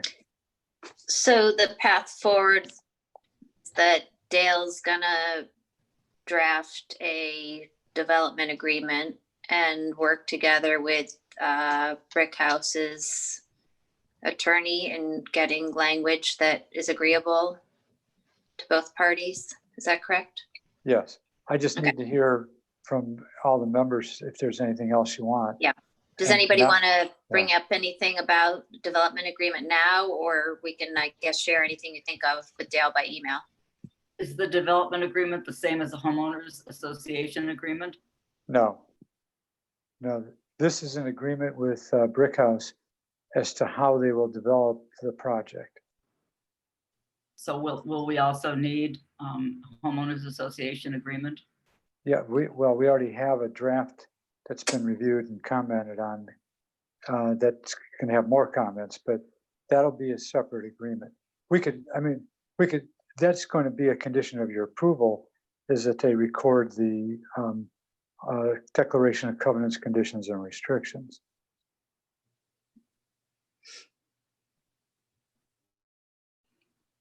So we'll have drafts of both the development agreement and a homeowners association agreement that each purchaser will sign. The development agreement is only signed with the developer. The declaration isn't signed by all the homeowners. It's signed by Brickhouse and recorded before they transfer any lots.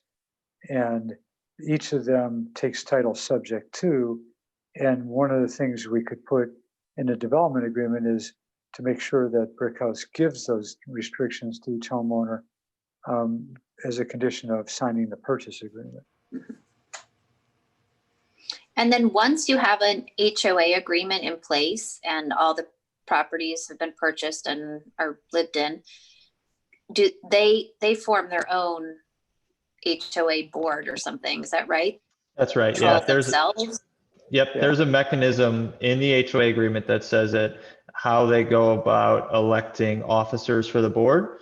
And so there's a separate entity that we create, financials, bank accounts.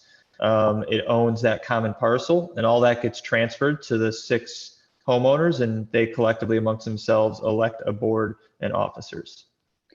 Where Jordan Burns and I disagree at the moment is that they don't want to turn over control of the association until all 6 units are sold. And I want to make it after a certain percentage or a certain date. And we'll work our way through that. Yeah. Dale, that's pretty standard for us with these smaller developments, because if we turn over control midway through construction, everything that we've agreed on with you, the landscape plan, all that, we lose some control of the site, and theoretically the homeowners could then vote to make changes that are not what we budgeted for, planned to develop, agreed on with you guys. There's only 6 houses here. This isn't a, this isn't 100 home development or something like that. So that's our position on it. I hear what you're saying. But you could have 5 lots sold and the 6th one doesn't get sold for 10 years and the homeowners have no control, which is something we want to avoid. We'll find some compromise. I was proposing 3 years. I can't imagine. That would be fine. I don't think they're going to remain unsold. That would be fine. So it sounds like this HOA agreement is not binding. As soon as it transfers to the homeowners, they could vote to change anything that's in it, such as you're not allowed to clear the hillside. Is that true? No. There's certain, that's not what Vince is talking about, but there's a number of provisions in that agreement that the homeowners cannot change without the village's consent. And so something like that, we're not going to agree to, let them change.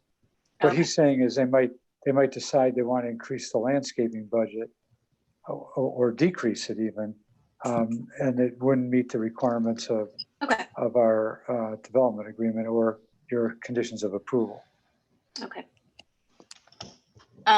So outside of the development agreement and the HOA agreement, we need Rob to do his zoning review and communicate with Vince about whether they should submit plans with 0 lot line designated. Is that correct? Yes, I'm gonna be inquiring on that in the morning. Okay, and then we'll set a special meeting to make decisions on whatever he tells us needs modification.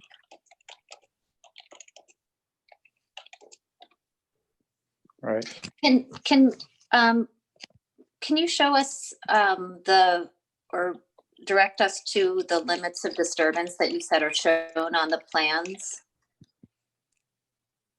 Yeah, on our civil drawings, on the existing conditions and demolition plan, sheet 2 of 10. Is that the packet that I'm in now, Vince?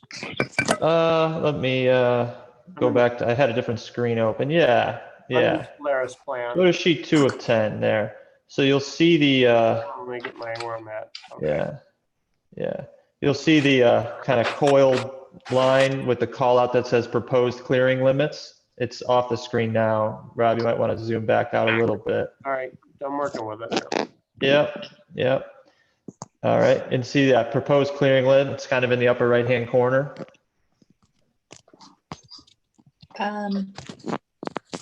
It's got just Rob's cursor. Rob, bring your cursor down. Okay. Yep, right there. Yep. Well, there's one on the other side behind lots 1 and 2. So you're saying this wavy line, like the bumpy line, is the limit of disturbance, or the black solid line, or it's the wavy line. It's the wavy line that's like curly cues almost. Yeah, and the black solid line is the property line. So okay. Yeah.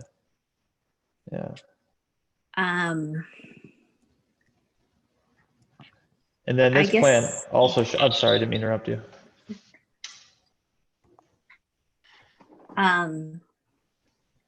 So it looks like it's right at the crest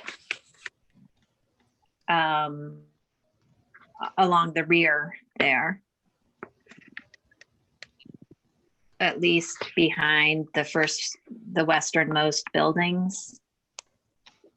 Yeah, I mean, the disturbance limits, if the building is allowed to be within 5 foot, there's points that touch, so that the clearing limits during construction will be right about the same time, but a little bit, you can't have the clearing limits and the limit of the building be one and the same. There's no way to construct it. So that's why we have them at the original top of bank then. Mm-hmm. And then when that gets final graded and restored, it'll get restored as required and go back to its kind of native condition. but at no point, and then at the eastern end, it looks like it's a little bit closer in things than the crest of the slope. There's a section that's kind of in a lighter colored curlicue line instead of the bold one. Is there some meaning to that? Do you see what I Yeah, I do see that, and to be honest with you, I don't. well, actually, there's a lighter colored curlicue line all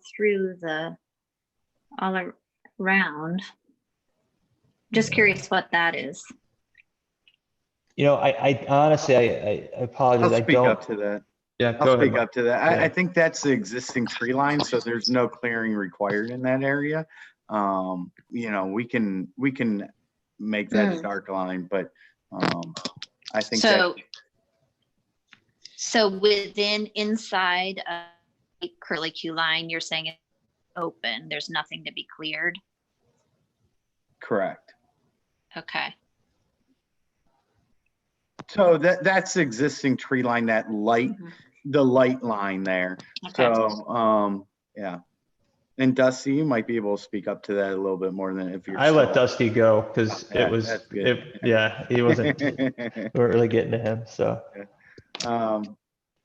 Yeah, I mean, we can extend that line out and show you where that clearing limit would be.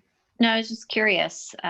So there will be some clearing between the light curlicue line and the dark curlicue line, wherever there's a separation between the two.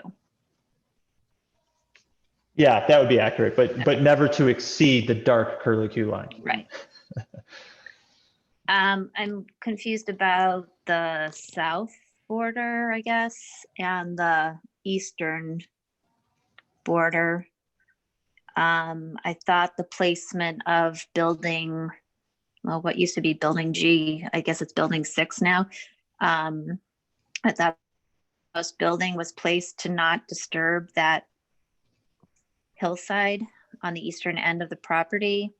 So I'm confused why the limits of disturbance are way up that hillside. And same all along the southern part. Well, I guess,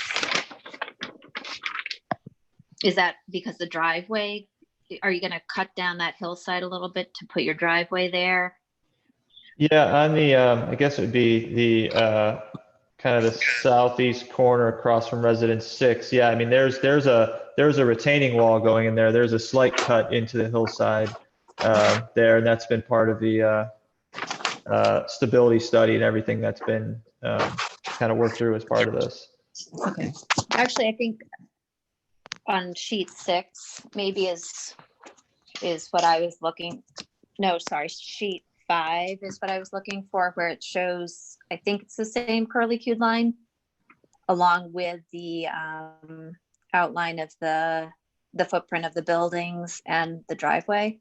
Is that correct? Oh, I see. So on the end of residence 6, where it looks kind of generous, obviously we don't, from a constructability standpoint, it doesn't need to go out quite that far. I think, the engineers they just kind of encircle the site. Yeah, I mean, on something like that, I mean, they would have to ask us what we specifically where to locate it for what we need from a constructability standpoint. We certainly aren't going to disturb out all the way to that line to put in that last foundation wall. So. Yeah, I mean, you're looking like you're capable of putting in all these foundations with hardly any room to work around them. Right. So I don't understand why you would need all that space on that end. So I'd like to see that drawn, not having the limits of disturbance being way out there, because that's why we had that 35-foot setback there, was to protect that hillside and the vegetation on it. So, if you think you can construct it without that, I think it'd be nice to show that on the plans. Not a problem at all. Yeah, that's not an issue. Okay. And I guess same thing going along the driveway. What's happening there? If there's gonna be a retaining wall? Yeah, we can have those limits follow the retaining wall a little more closely. if you prefer that, that's, you know, Part of that is when you build a retaining wall, you want to kind of taper in the land behind it, right? Yeah. That would be included in the disturbed area. I just know that was, you know, that abuts an adjoining property, and there's hillside there that we were concerned about as well. So if you can shrink down those limits of disturbance at all, that would be good to see.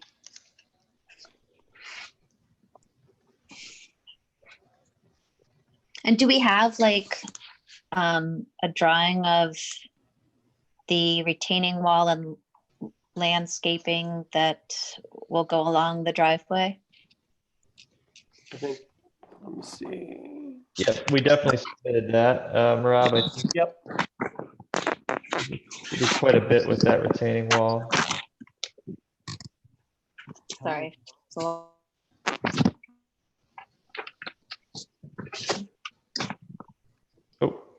Oh, so yeah, we did this rendering. Everybody has this packet. This was given. Yeah. yeah, I see it now.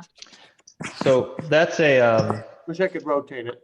that retaining wall is called like a Ready Rock product, and they have a stone panel and a color that looks very similar to the Cleveland Street Bridge.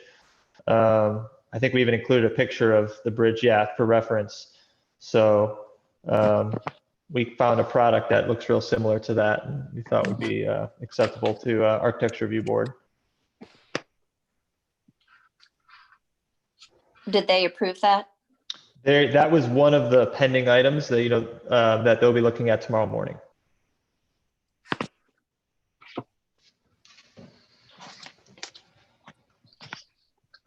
And how far back? The retaining wall goes all the way back. Yeah, if Rob wants, there we go. Yep. So yep. It actually, yeah, and it follows all the way out and tapers off down there. Let's start here, Vince. Yeah. Yep. All the way to there. Sorry, what line is the wall? The dark black line.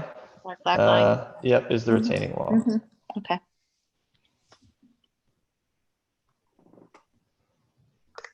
So at some point down at the end, it's just there's not going to be any landscaping. It's just going to be native vegetation. Yeah, on the back side of it, yeah. And how tall do you think it's going to be at the back? We actually have a pretty good drawing of that somewhere in here. It's at its worst condition all the way down by the back. I believe it's 6 feet, and it tapers down as it works back towards Cleveland Street, almost down to nothing. Rob, if you go one more, I know that's going to be hard to read. How's But this? if you look at this is the right drawing for it, and kind of at the top of the page would be its worst condition. When I say worst, just where you see the most of it, and then as you work down the page is where it tapers off, and you can see the dashed line within that represents grade. So it's actually pretty minimal, especially what you see from the street and from Cleveland Street.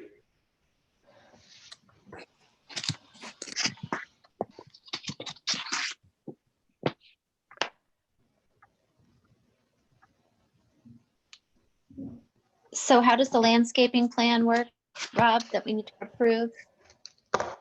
Well, it's, I'm looking at that code section that I read earlier, and it just states, you know, that's, again, it's a little up to interpretation on what you require for a landscape plan to be included.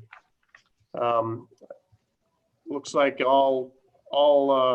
let's see here, all vegetative ground cover, shrubs and trees, and according to an overall landscaping plan acceptable in the municipality. So I would say any area receiving landscape treatment, whether it be bushes, shrubs, trees, or grass, would need to be shown on that. Some of the information is in written form on various sections of the plans that would be submitted. Several of you have said, well, we need an actual landscape plan prepared by a landscape architect. So if you have any further comments on that, we can discuss that. Hey, Rob, can I ask a question about the landscaping, or maybe for Vince?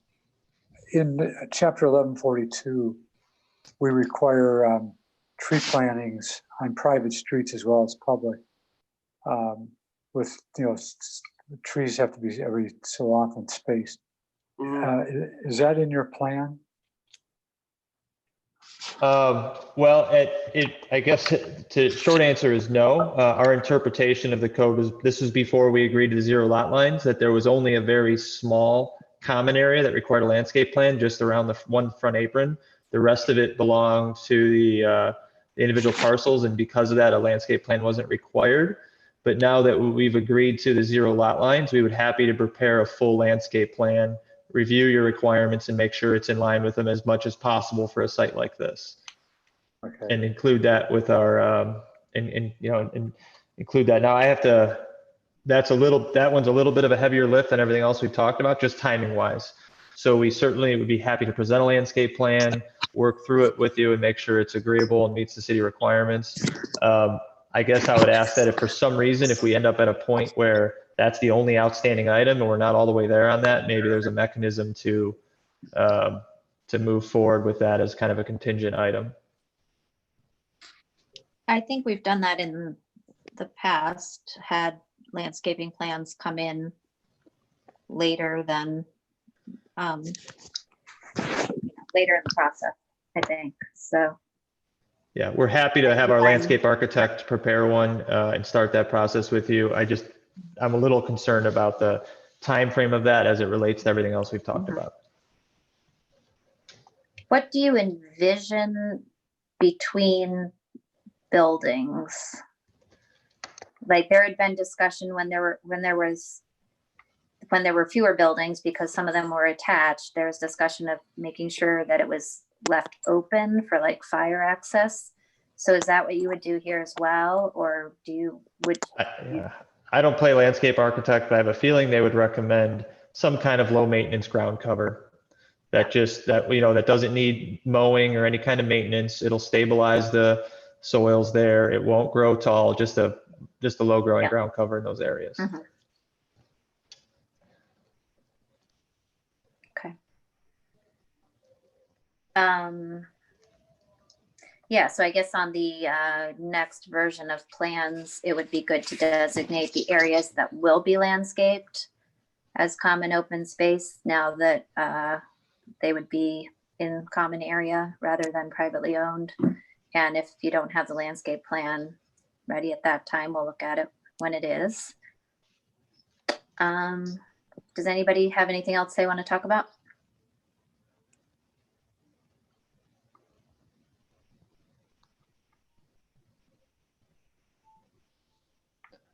Crickets. Yep. Got my marching orders. I had one quick question. Once again, can you read for the next set of plans? So the 2 red lines, can you confirm what they are again?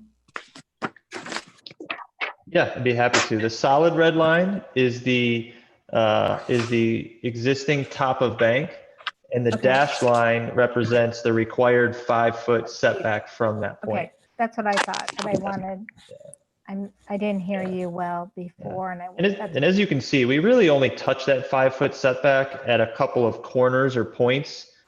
Most of the buildings are beyond even that 5 foot, just to point out. It's just because of the angle of the site. There's a couple building corners that just touch them, but we're actually beyond that in most of the other areas. Vince, I would recommend you do a legend on one of the sheets so that they all know what those lines mean for the next time. I certainly appreciate that recommendation. There's if you zoom in though, there's call outs for all those items.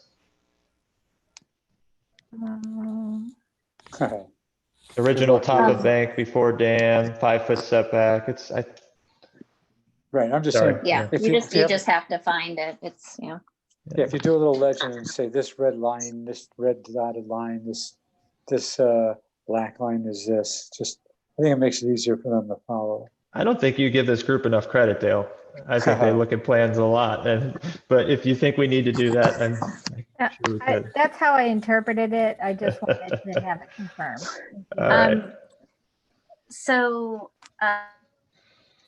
sticking still the decks, is there a single deck, or are there decks on all levels, or We don't There- have elevation. Yeah, so That the, would also actually be really nice to have elevations in your next submission to us, even though we don't regulate the architecture. yeah, certainly. We're happy to include those. And I can tell you also, obviously, Rob has the entire ARB submission. I would just ask that he forward you guys the link to that because I'd be happy Okay. to share all of that with you. We have it all done. Yep. Okay. To answer your question about the decks, the deck that you're seeing that's outlined is off of the what we call level 1, the entry level. There is another deck on the 3rd floor, but that is set back over living space and does not project beyond the face of the building. Okay. So there's one deck that is outlined here. Yes. I still interpret that code section as saying you can't have anything projecting beyond 3 feet into the setback unless you get that's a planning and granted modification, Dale, or if that's a variance through BZA, or if you could, it doesn't look like it would take much to shrink those back and not have to deal with it. Well, So, Patty, what section were you saying is the 3 foot rule? oh, I'll God. get in a second. It's It's pretty 11 much everywhere. No, it's in 113006. Looks like C1. I think we have the same thing in all residential districts that,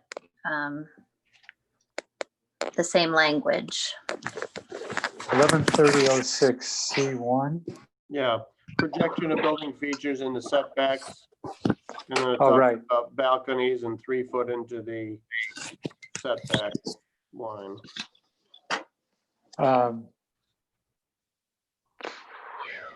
It says it's 3 feet of a side lot line or into a setback any distance greater than a setback line that has been established by a variance. So that,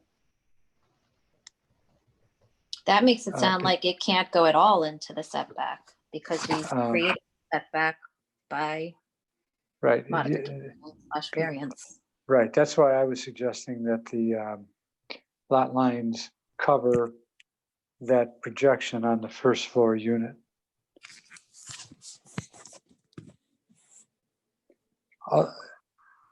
Otherwise, Well, it that looks means- like, what's that?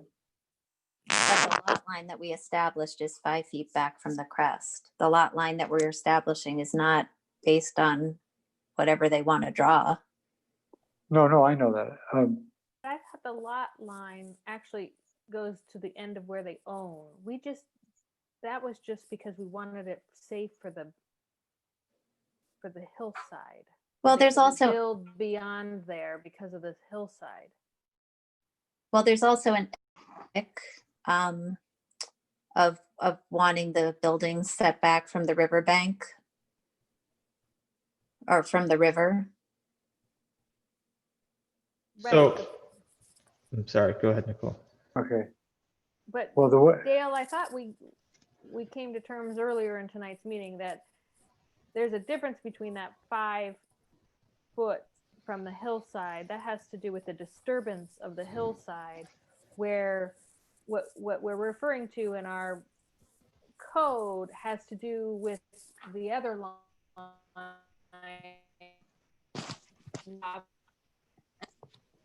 that goes all the way, the other straight black solid line, definitely more than 3 feet from that, or Well, however many feet from that. yeah, the way I interpret the code, this is a setback that you'd be allowed to modify. It's not one that has to go to the BZA. Because in 113009C, you're allowed to modify requirements regarding areas, yards, setbacks, and distances. We already modified this significantly. That's why they're being allowed to. So if I could jump in here for a second, Pat, I want to respond to your first question about just trying to possibly minimize the decks. If it were as simple as that, you'd get no argument from me. But the issue is on this site, that is really the main outdoor living space. I mean, as you can imagine, That's off the kitchen, and you have that river view. People want to be able to sit out there and enjoy a meal and have room to set up a table and some chairs and take advantage of that river view. If we were to scale that back, that wouldn't be a possibility. I think the spirit of the purpose of the 5-foot setback from the top of the bank is to provide a buffer to not disturb or damage or impact that hillside in any way. The fact that these decks are supported off of the buildings, whether it's 3 feet off the building or 10 feet off the building, it's not going to impact the slope in any way. And our interpretation of this is that 5 foot is we're not allowed to disturb past that, but the actual lot line and the effect code applies is all the way down by the river. So I guess I would ask that you consider that when we, both those items when talking about this. I guess I just disagree in how this all transpired. I thought we were setting the rear yard setback at 5 feet past the crest or whatever was determined by the village engineer, whichever was less. And that was going to be the rear yard setback. And when you read the code, it says that architectural features can project into a setback a maximum of 3 feet. It doesn't talk about lot lines, it's talking about a setback.